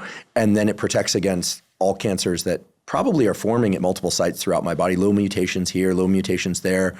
Hopefully they don't, proliferate, but is there a way to just short circuit cancer body-wide? I think that's a hope that all of us have to some extent. I think these technologies get proven out in patients where the risk benefit of an unproven technology is tolerated. And, I think that in reality, that means that patients who have exhausted other treatment opportunities get treated, and often those are the sickest patients. And I think there's good reasons for ethics where that's where we start. But our hope is that these technologies eventually will be proven to be safe. They'll get more and more precise. I hope the cost would go down. And I don't know, you talk about the other extreme of doing it preventatively, but at least we should start marching earlier and earlier in the course of diagnosis. And the hope is that, we're already seeing improved tools for early diagnosis of cancer, where we're detecting the earlier signs of cancer. It'd be nice if we have the ability to start treating those early cancers that might be the ones that are the most responsive to the immune system. And then beyond that, preventative would be even better. I think to get there, if we really want to scale up, I think we also have to think about, you sort of going back to your last question about delivery, maybe it's not always going to be these cells getting shipped to a centralized factory and electroporated. Although that's been incredibly powerful and it's not stopping now. We're actually starting academically in an institute that I run, the Gladstone UCSF Institute of Genomic Immunology. We're starting a philanthropically funded CRISPR trial for multiple myeloma, where we're using a different genetic program. So there's a huge number of diseases where we are thinking about what can we do with existing technologies. We're also starting to look for ways that the deliveries of the future will happen. And different people are coming up with different solutions, but one emerging trend is that rather than taking the cells out of the body and then exposing them to CRISPR in these targeted ways with electroporation, what if we could put CRISPR into the body and just send it and address it just to the cells that we want to modify? We're interested in the T cells. Someone else might be interested in modifying lung or Neurons. heart or neurons, right? For different diseases. And that is a field that is now exploding. Thinking about technologies, it's another area where there's just tools that are happening so fast. You know, when I was a postdoc, it was all about, it seemed, for a few years, like different ways to get genes into cells. So there's electroporation, there are lentiviruses, there are adenoviruses, there are calcium phosphate transfection, there was and on and on. One of the things that was kind of interesting, but at the time didn't really go anywhere, was customized little liposomes, like little fatty bubbles, because fatty stuff can get onto and through cell membrane, so it makes good sense. But with some sort of zip coding, so that you could inject these fatty bubbles or swallow them, even get them into the bloodstream, and then those fatty bubbles would go to the very specific type of liver cell or brain cell that you wanted. Has that technology moved forward at all, the liposome technology? Dramatically. Oh, great. Dramatically. Relieved to hear, and relieved to hear I wasn't the one that had to do the work, because I knew a lot of very frustrated people working on liposomes. Fortunately for me, electroporation adenoviruses worked spectacularly well for my experiments, but a lot of people needed cell type specific transfection through a vein injection. So all of these things have gone under rapid progress. Let's talk about the viruses. We talked about viruses as a tool as a shuttle of DNA. They naturally, each one will have some range of what cells it would infect. This is, for a virus, this is called tropism. What cells are susceptible to infection with any virus? Those would be the cells that you would be able to deliver genetic material to with an engineered virus. People have really advanced engineered tropism, engineering what cells a virus will deliver material to. And that can be dialed in quite precisely now in a number of different ways. So people are working on engineered viruses that there's still problems. They're trying to make sure that they don't trigger immune responses, but they're getting more and more precise, both viruses and things that have virus-like properties that are sometimes called virus-like particles, that are essentially viruses that can just deliver either DNA or protein to a cell that's specified by what that virus tropism is. And people are working on engineering these tropisms with a lot of technologies. Because you could put drugs in them too. I mean, we talk about, like SSRIs have all these side effects. Well, that's because you're getting serotonin increases at locations you don't want it. Like you could imagine only getting drugs to certain cells. So it's super, to me, it's super exciting and just seems so fundamental. So I'm relieved to hear that there's progress being made. Anything that can be genetically encoded, you can start imagining these types of targeting. Now, you asked about liposomes. Now, liposomes have kind of come up with our new name is lipid nanoparticles. Lipid nanoparticles. That kind of rolls off the tongue nicely. And the abbreviation we use is LNPs, but 1 billion people around the world have now been injected with LNPs. LNPs are the technology that delivered mRNA vaccines. Okay.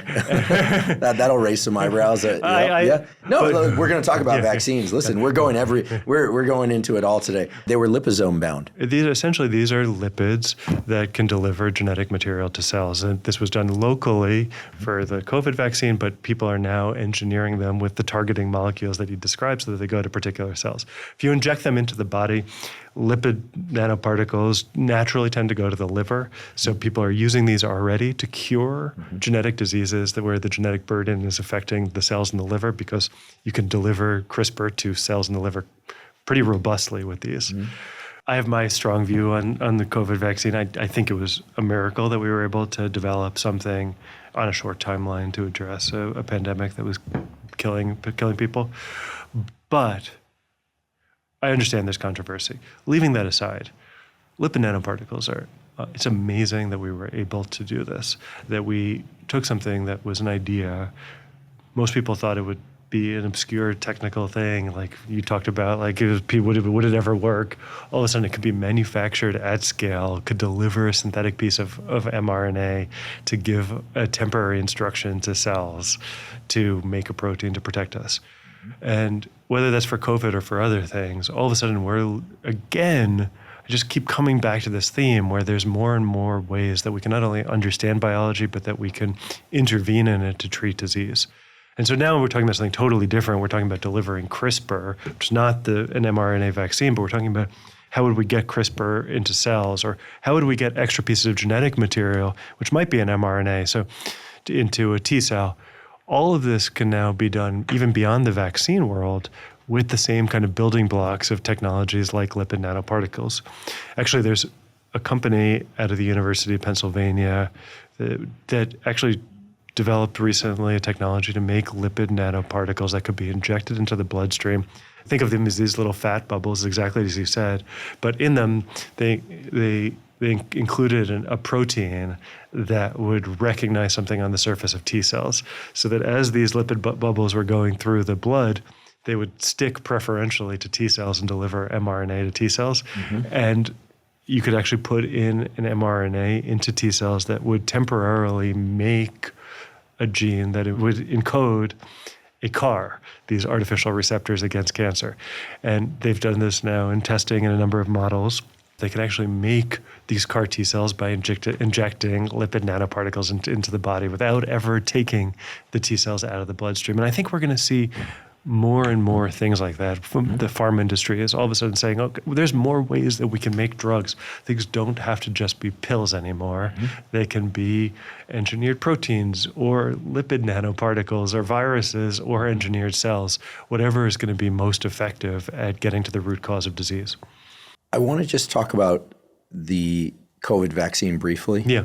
Because in my role as a public health educator, I was exposed to a lot of voices. Yeah. And I can't speak for everybody, Yeah. certainly. But I think that at least three of the things that caused a lot of divide around the mRNA vaccines were, first of all, the difference between mandates versus optionality. We don't have to go there, but I think that was a major player, right? People, especially Americans, don't like to be told what to do. That's just I've noticed that. Okay. Second of all, it was closely related to notions of the shutdown, which differentially impacted people. And that's an understatement, right? Some people maintained paychecks. Some people didn't. Some people could work. Some people couldn't. So there was that. I'm not trying to, soften anything here, but I think that the vaccines were nested in a bunch of other issues. Again, at least three. This is not exhaustive. And then the other one, and I actually had this concern myself, which was, how is it that it gets turned off?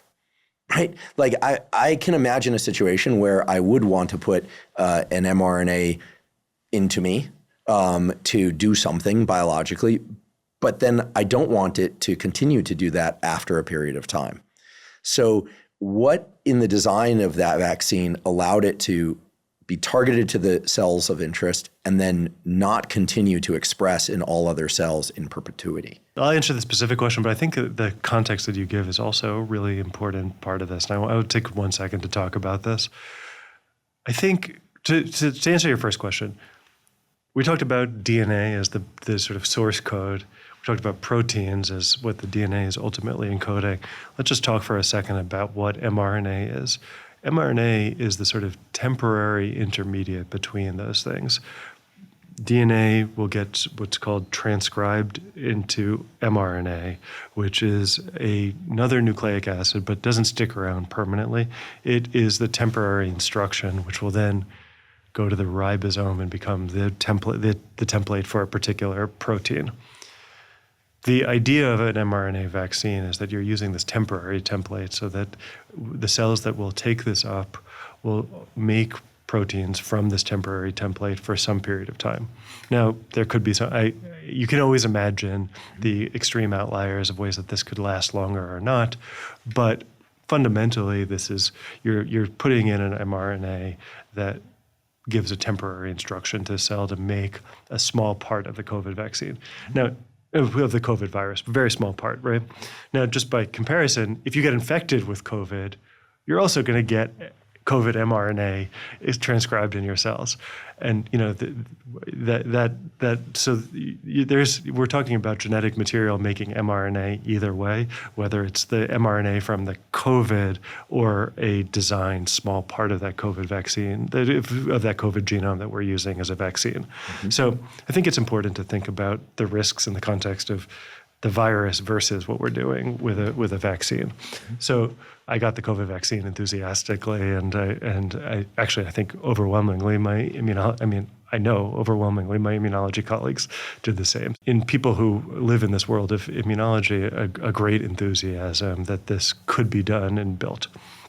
Now, that doesn't answer what you said about the cultural phenomenon. I'm talking just as a person, not as an immunologist. Please. But I think we probably haven't done enough to talk about the trauma that we went through as a nation during COVID, of being fractured by people dying on one hand and all the negative consequences, as you said, of shutdown of economic life, shutdown of social life. I think it was a period of major dislocation, and we're still feeling the trauma. And the people's different relationships with things like vaccine, but of science even more generally, were dislodged or accentuated by this trauma that I think we all collectively went through and we don't talk enough about. Mm-hmm. I'll just give one anecdote. While I spent a lot of time isolated during COVID and was disheartened by the fact that on one hand I was watching this sort of scientific speed race that was, actually I think one of the highlights of the first Trump administration, Operation Warp Speed, to streamline and get coordination both on the science and the regulatory side to get vaccines approved in an extraordinary timeline, taking advantage of a number of technologies and making them all. So I was watching this science unfold with some optimism, but also watching the trust in science being eroded. I developed a side hobby, which is I've gone back and I've been reading presidential biographies sequentially. This is it's just a side hobby. Now, in reading and thinking about this sort of frustration with how science was sort of tearing things apart, I found this sort of strange relief in reading about early American history. In 1793, there was a yellow fever epidemic in Philadelphia. And actually the early parties that were forming, the Federalists and the Democrats, actually took wildly dissenting views of how to deal with an epidemic. They had different views of what caused it, whether it was outside contagion or sanitation. And the Democrats at that time, the Jeffersonian Democrats, were in favor of really extreme bloodletting techniques, and the Hamiltonians, the Federalists, had a totally different set of techniques of baths and more gentle treatments, and they just couldn't see eye to eye. Why am I saying all this? I think it's not new territory that that these discussions of how we deal with infections, which are inherently societal diseases, unearth the societal tensions, and we deal with them in different ways, and we come to them from different perspectives. And there's a lot of things that are simultaneously being balanced in any decision of how we deal with thinking about the trade-offs that we're willing to make in the face of a pandemic or an epidemic. I really appreciate that, and I'm also impressed that you're reading these biographies. How do you know which biography to select? Because there are many of them.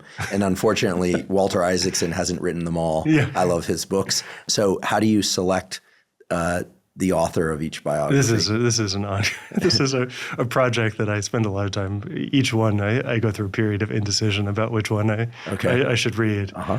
I can share my list. Okay. I'm not done yet. This has been over several years. Uh-huh. I'm now up to World War II. You should do a podcast someday. Just know in your copious amounts of spare time, not as a husband, father, running a giant lab, et cetera, and physician, you could do a podcast and teach us what you learned. Anyway, awesome. I'd like to take a quick break and acknowledge one of our sponsors, Function. Last year, I became a Function member after searching for the most comprehensive approach to lab testing. Function provides over 100 advanced lab tests that give you a key snapshot of your entire bodily health. This snapshot offers you with insights on your heart health, hormone health, immune functioning, nutrient levels, and much more. They've also recently added tests for toxins such as BPA exposure from harmful plastics and tests for PFASs or forever chemicals. Function not only provides testing of over 100 biomarkers key to your physical and mental health, but it also analyzes these results and provides insights from top doctors who are expert in the relevant areas. For example, in one of my first tests with Function, I learned that I had elevated levels of mercury in my blood. Function not only helped me detect that, but offered insights into how best to reduce my mercury levels, which included limiting my tuna consumption. I'd been eating a lot of tuna, while also making an effort to eat more leafy greens and supplementing with NAC and acetylcysteine, both of which can support glutathione production and detoxification. And I should say, by taking a second Function test, that approach worked. Comprehensive blood testing is vitally important. There's so many things related to your mental and physical health that can only be detected in a blood test.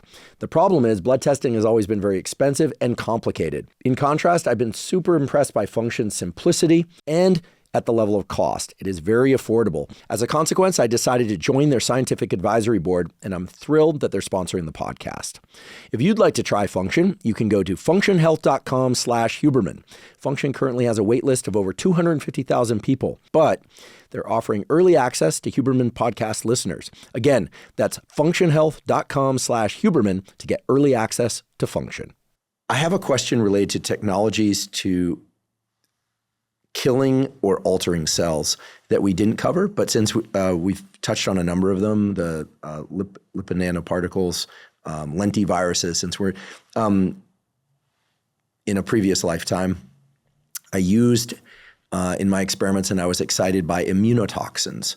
So an antibody against, you generally need a cell surface protein, and then you attach to it. In our case, we use saporin toxin, which I think is most infamous because it was put on the tip of an umbrella and used to assassinate somebody on a bridge someplace in some sort of international spy warfare in the last 20 years or so. Saporin will kill you if it goes systemic, but the idea there is that you take the saporin toxin and you tether it to an antibody that then finds a cell surface protein and then kills that cell and only cell. And it works remarkably well in experimental conditions. If certain things are right, it doesn't always have the specificity you would like or the thoroughness. Has that been tried in cancer, directing toxins towards cancer cells? The short answer is yes. It's a really interesting area, and what that toxin is can almost be thought of as like modular, that you can put a different, that you can think of it as two components, right? You have a targeting component. You have an antibody is a natural one, where the antibody is evolved to recognize one particular type of protein. That can be the thing that targets something on the surface of cancer cells.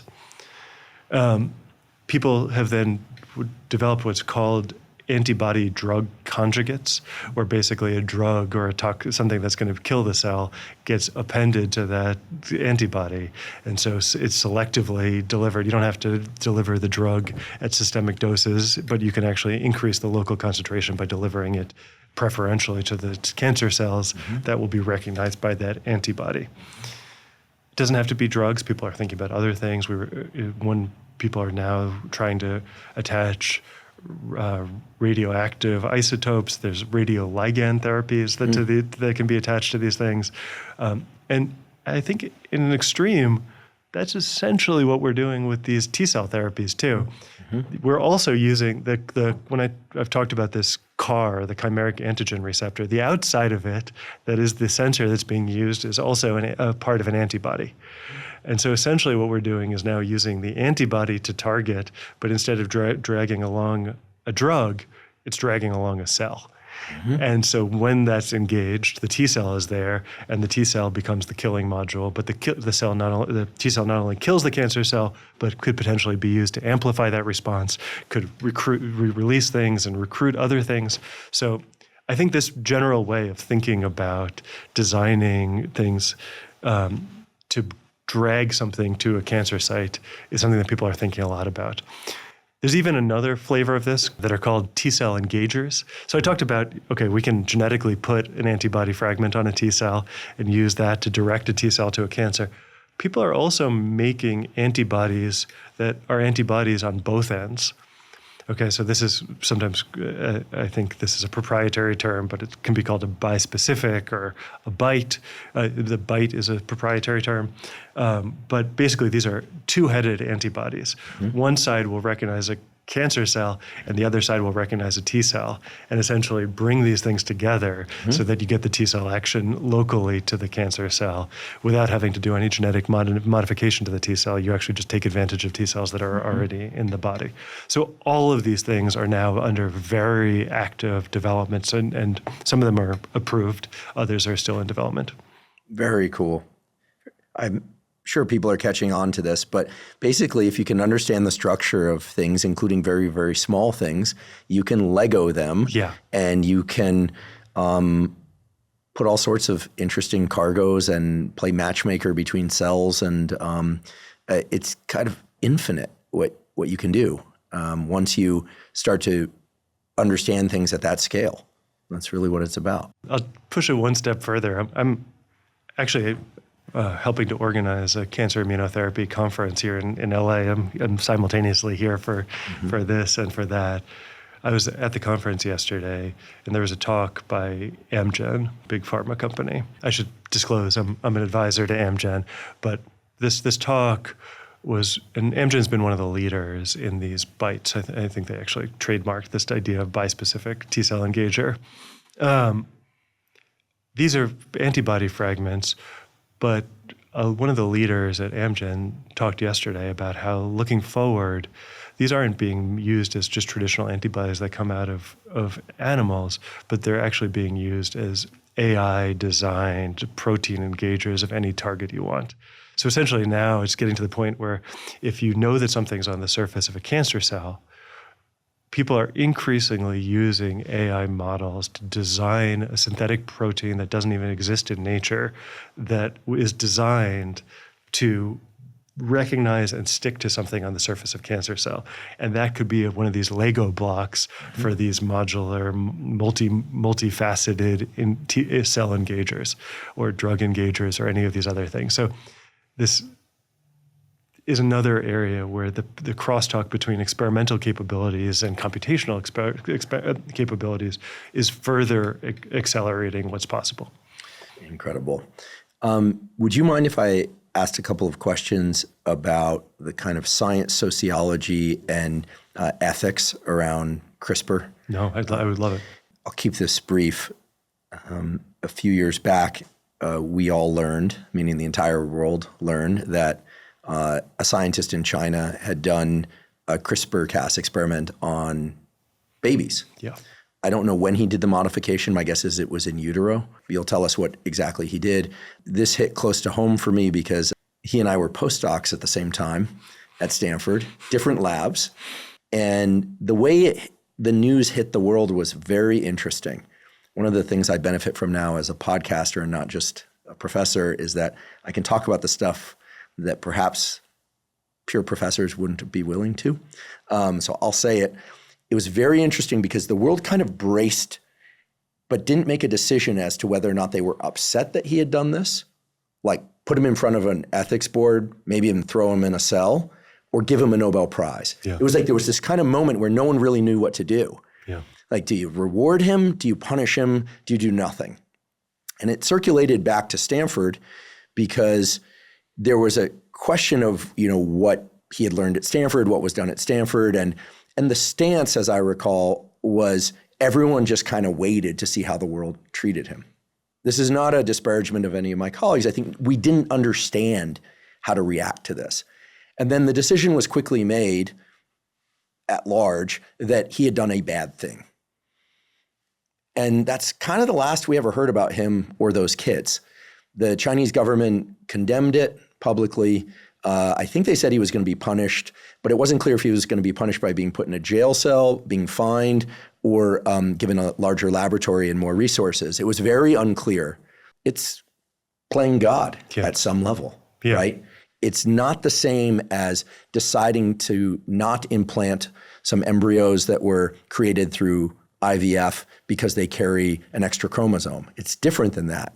It's taking healthy children, in this case, and making a change to try and make them, quote unquote, super people. So I would love your thoughts on that particular instance, your awareness, if any, that CRISPR in otherwise healthy humans has continued, and where you think this is all going. Yeah, I think you capture a lot of that moment. I wasn't there, but there was an international CRISPR conference that was being held, I believe, in Hong Kong at the time. And the scientist got up and announced with extraordinary pride in one of these sessions in this conference that he had done it. He had done genetic modification of embryos. And my understanding of what had happened was that there were two twins who were parents who wanted to have kids, and the father was HIV positive. And the modifications that they decided to try to make were to delete a gene that is, if it's deleted, can confer resistance to HIV. This is a gene called CCR5. There's people who naturally have a certain mutation in this, at some frequency, and mutations in this gene confer resistance to HIV if they're naturally occurring. So that was the supposed rationale. So there was a disease aspect to it. Okay, I wasn't aware of that. Thank you for that clarification. It was a prophylaxis against this potential risk of HIV. Now, there were a lot of troublesome features from what I understand. First of all, there's state-of-the-art methods to reduce the risk of HIV through sperm washing and things that can be done that would, from my understanding, essentially reduce the risk to near zero of transmission from a father to an embryo. So I think it was a bit of a manufactured need, but there was this supposed justification. Second of all, it was done, so they actually ended up generating two twins, and my understanding of how it was done, and I don't think that this was ever published. There was some publicity that was released, so I'm sort of piecing this together from what was public at that time, but I don't think any journal ever published this in any peer-reviewed context.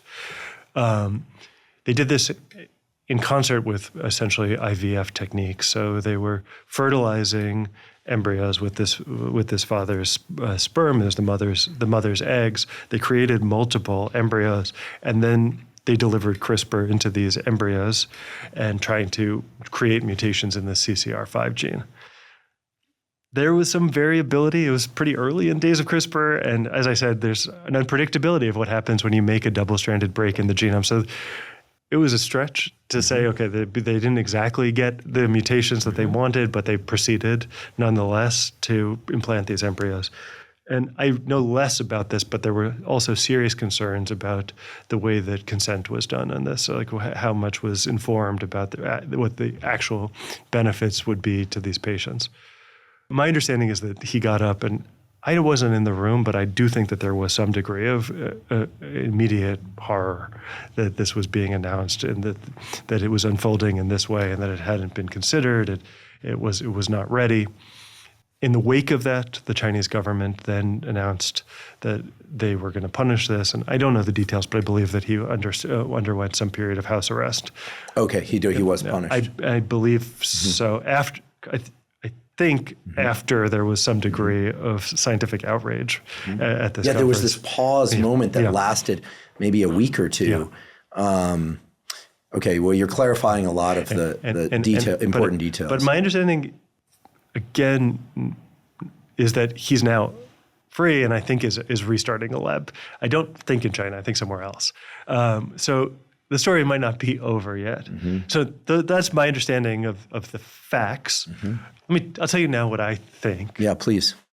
I actually have a pretty hard-line position on this, which I'm not sure all my colleagues would agree with, but I think that we should have a line in the sand where we do not introduce genetic edits that will be passed on to the next generation. You know, I told you I dedicated my life now to creating CRISPR technologies to engineer individual cells in the immune system. But these are what we call somatic edits. These are making edits to the DNA in individual cells where those genetic consequences will be passed on to the daughter cells, but not to the next generation of human, because we're not making genetic edits in sperm or in eggs. If you do it in an embryo, all of a sudden every cell in the developing embryo will have it, including sperm and egg. And now you've not only made a genetic change to treat a disease, or in this case, to prevent a disease. As you said, in some cases, it'll be imagined to make an enhancement. People have talked about, maybe you want to add, we know genes that would make people be more muscular, or will there be a rush to, or enhanced memory. I mean, many years ago, there was a paper, it had some issues with replication down the line, but where I think it was Joe Chen at Princeton introduced maybe a mutant or an extra, I forget now, it's been a while. Case in point, I clearly don't have this receptor, to the NMDA receptor, which is involved in plasticity in a subregion of the hippocampus. The idea was they were trying to make super smart mice. I remember that when that made quite a splash at the time, right? Yeah. I forget where that went. Yeah. Maybe Joe followed up on that. I don't know. But that would be the sort of thing that people are both excited about and concerned about.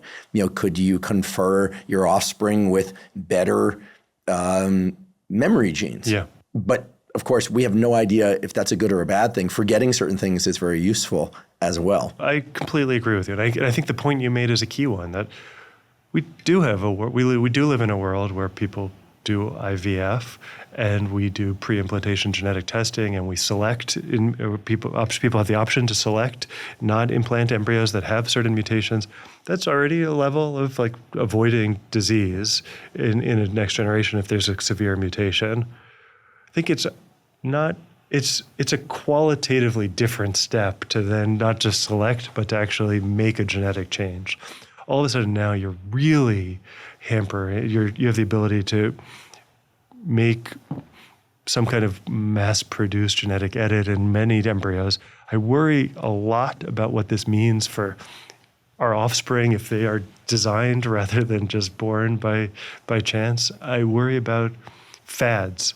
When you think about the Pinterest culture that we live in, where people see something on Pinterest and want to follow on, I worry deeply about losing human diversity if we see fads in what genes are popular for our offspring, and people can order those in concert with IVF.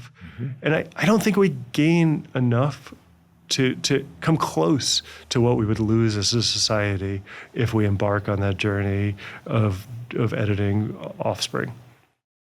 Appreciate the clear stance and answer. As long as we're there, I'd love your thoughts on some of the newer technologies that are only available to those that can afford them. So that's an important caveat for deep sequencing embryos from IVF. So typically with IVF, check to see that they're chromosomally normal, that they're euploid, as they say, and they'll do some sequencing of the parents, maybe of the embryos as well for certain mutations.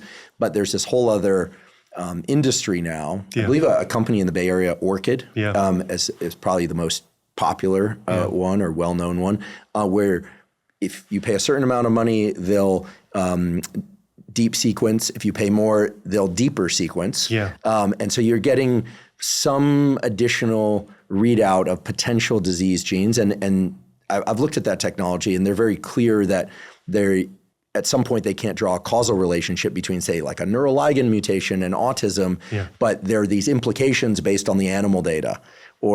And so it starts to become this, it's not gene editing, but it is deeper and deeper gene sequencing based selection of embryos. First of all, I'm sympathetic to the idea, right? Like we want to protect our kids from suffering and from disease, right? And I understand the idea of doing pre-implantation genetic testing if you want to avoid a mutation or a chromosomal abnormality that would really impair lifespan or quality of life for your offspring. The impulse that we know that's this sort of straightforward chromosomal testing that's done from the first level will miss a lot of mutations.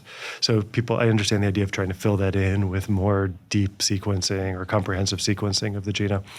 The problem is there are some mutations that if we see them, we will know that they can cause severe disease. But there's a lot that are become probabilistic and statistical, and I think we're over-promising what can be delivered. So all of a sudden you're using an algorithm to determine which embryos are more desirable than others. And I think the fact is there's just it's not an axis that actually exists. There aren't categorically more desirable or less desirable. We want diverse people and how successful you're going to be as an interplay of like how your genes come around and influence your community, your environment. Those are unknowable from just looking at a DNA sequence alone. So I think that it introduces a false axis. Mm-hmm. There's another book that I would recommend here that I read years ago, and I actually am probably overdue to go back and reread this. This predates CRISPR technology, but there's a Harvard philosopher, Michael Sandel, who years ago wrote a short book called The Case Against Perfection. And it's a really beautiful meditation on what's lost when we enter into this illusion of thinking that we can engineer towards some axis of perfection rather than embracing the beauty of chance and happenstance, which is like a part of our relationship with our kids, with ourselves, of thinking, okay, this is the human experience of you're a product of some degree of chance and circumstance. I'll definitely check out the book. I know the whole point of life is not to be a quote unquote high performer, but I'll just say as an example, I know of no single very successful person that doesn't have some thing about themselves that initially they disliked or felt that they had to overcome, which led them to pursue certain things, hopefully in a healthy way, and that they eventually came to embrace and are now grateful for. I know of no exception to that. Yeah. It's just kind of it's sort of the story of humans in many ways.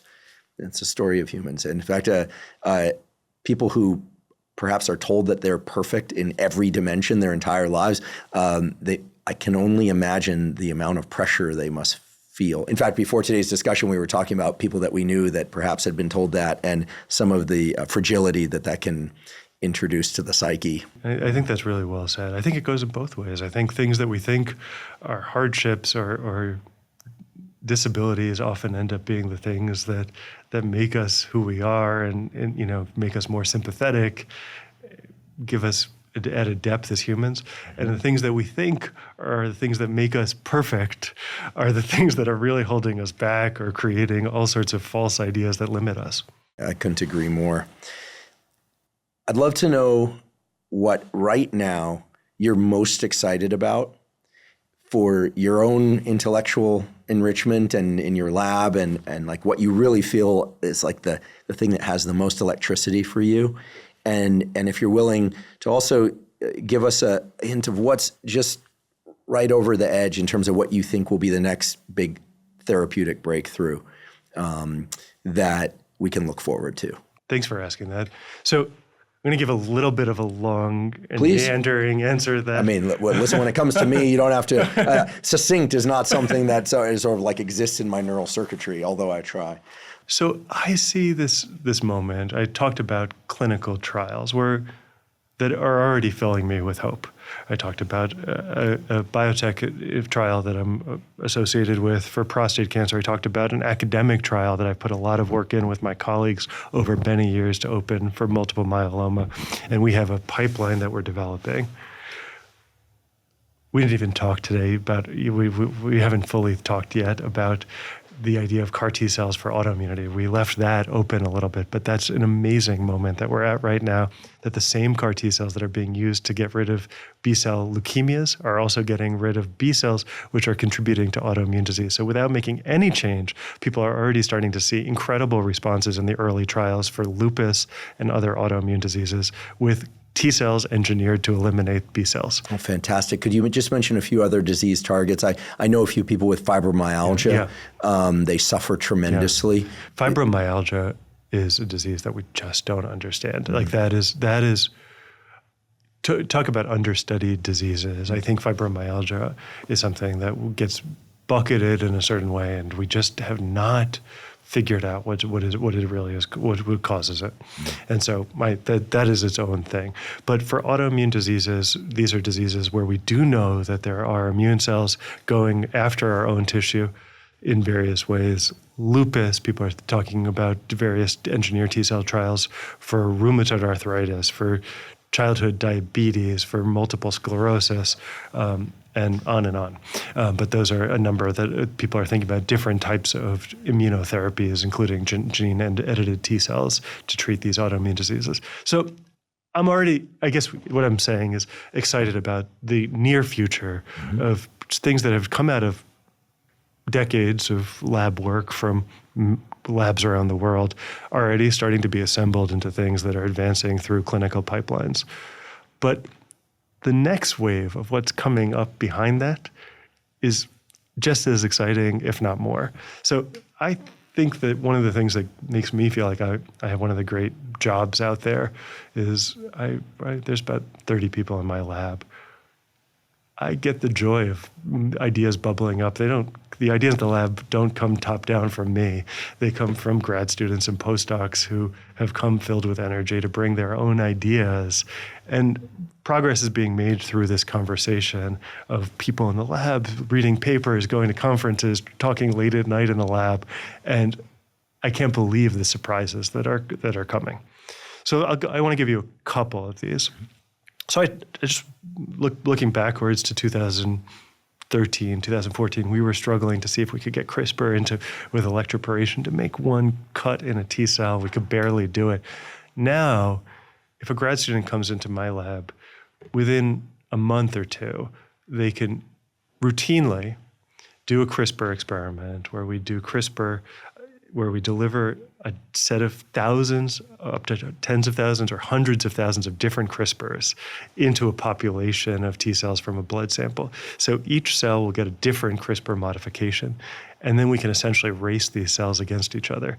So we can put them into a tumor environment and see which ones continue to grow, which ones have markers that seem like they're going to be favorable, and giving them characteristics that are going to be strong against cancer. So we are able to do the type of genetics that was possible in fruit flies, but unimaginable in human cells, we're doing directly in the human cells that will be the therapies of the future. We're directly learning what are the genetic modifications that will make T cells do exactly what we want. And one of the things that we just made publicly available is that we used to do these experiments and race these cells against each other and race them against each other for one characteristic, which ones would start to make one cytokine. I talked about these signals that immune cells can make. Now what we can do is for each genetic modification, we can do a complete measurement of the state of each individual cell. This is a technology called single-cell RNA sequencing. So we measure now simultaneously all of the RNA that's in that cell, giving us a snapshot of what that cell is now able to do. And we can also simultaneously measure which CRISPR was put into that cell. And so now we can essentially inactivate every gene in the genome in T cells and read out the consequences on the overall state of the cells. And this is technology that was developed by a number of labs around the world. We've now deployed this at a massive scale directly in primary human immune cells. We just released 22 million cells where each one has a different CRISPR gene inactivated, and we get a map of this. And I think of this, not just what we're doing in T cells, but what other labs are doing around the world, using CRISPR to read out the consequence of every gene in different cell types, in different conditions, as a sequel to the Genome Project. We talked about the genome giving us this draft of the DNA sequence. Now we can actually read out the function of every gene and see how each gene contributes to the behavior of every cell. And this is being used as a basis for massive computational analysis.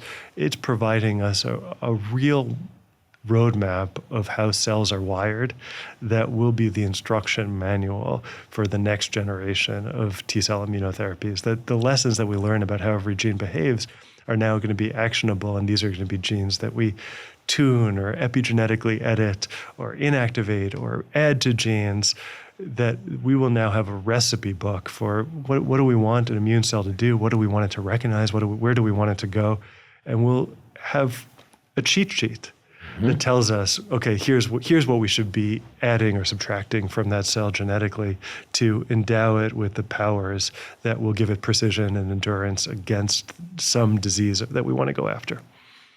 Amazing. I mean, truly amazing. Should I be banking T cells?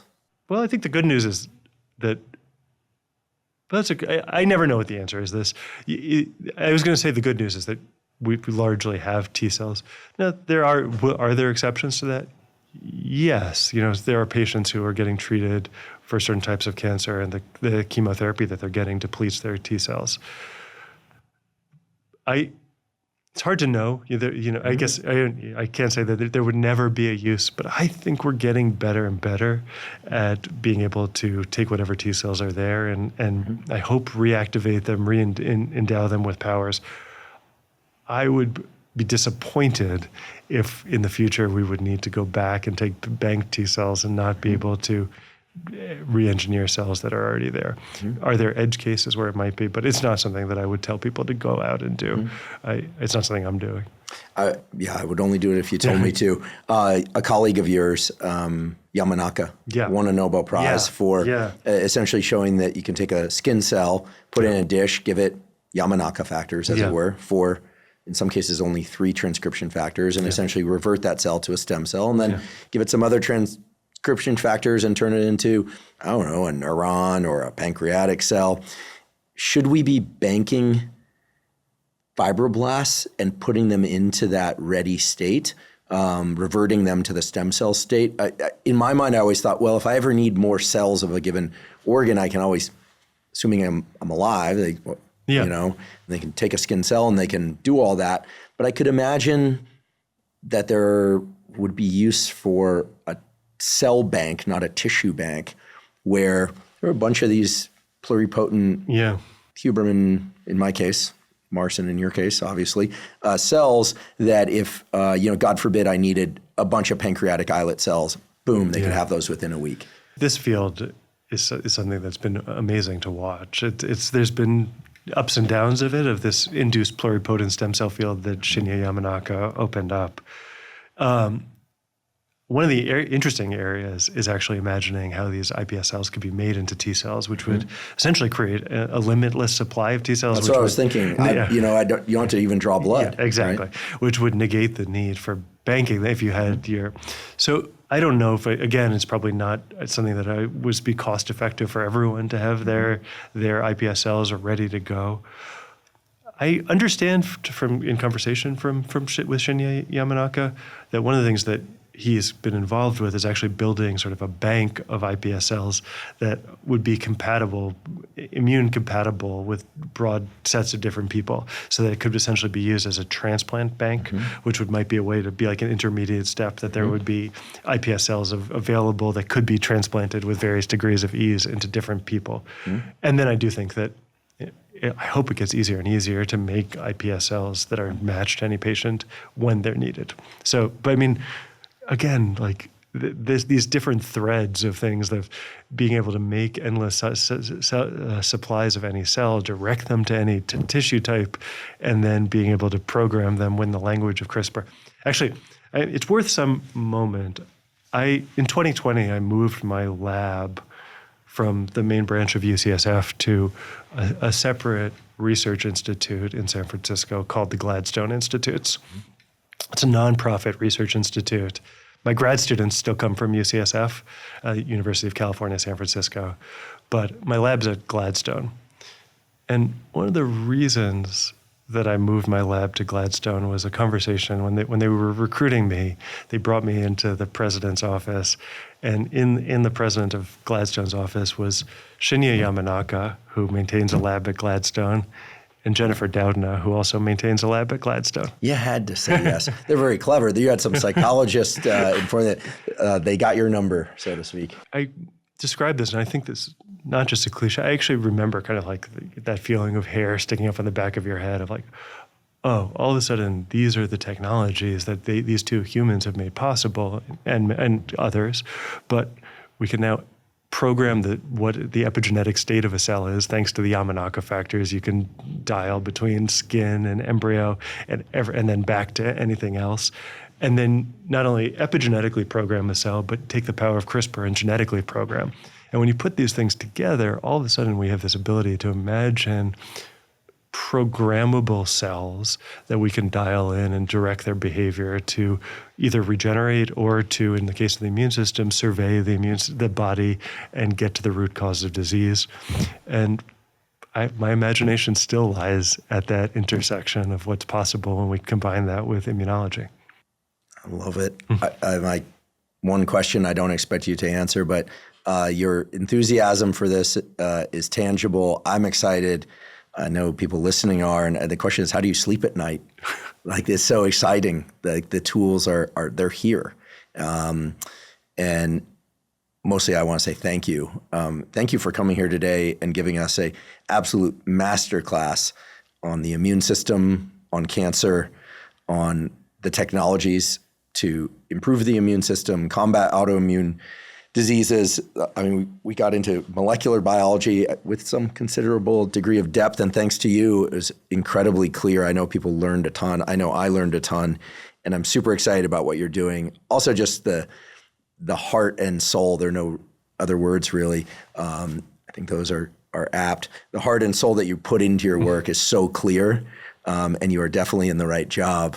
So just one request is that you come back and talk to us again when the next advancements are made. We'd love to have you back. I'd be honored. And I just really want to thank you. There are not enough forums that are dedicated really to the depth to talk about science.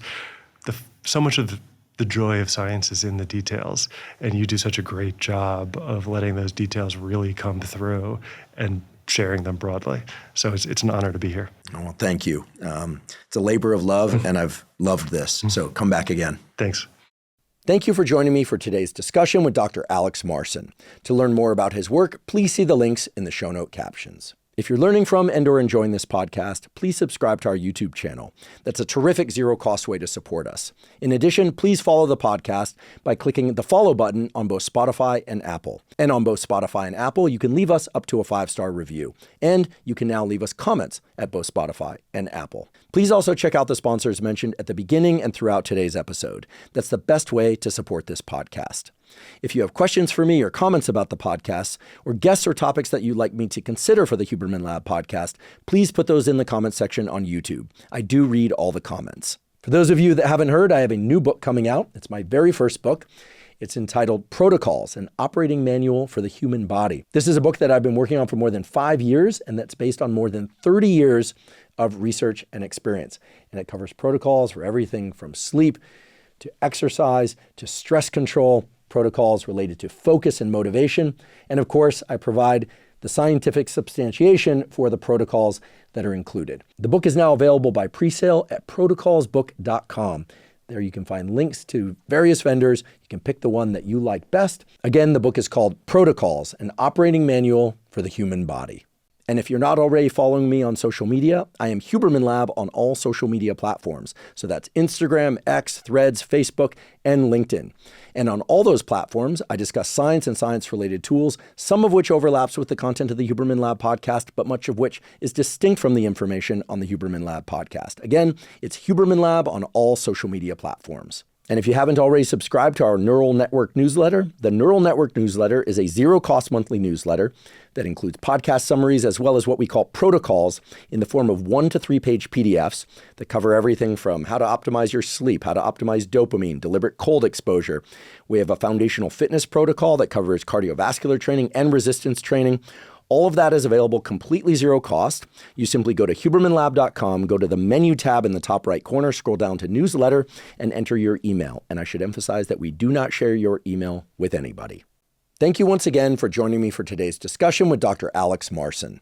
And last, but certainly not least, thank you for your interest in science.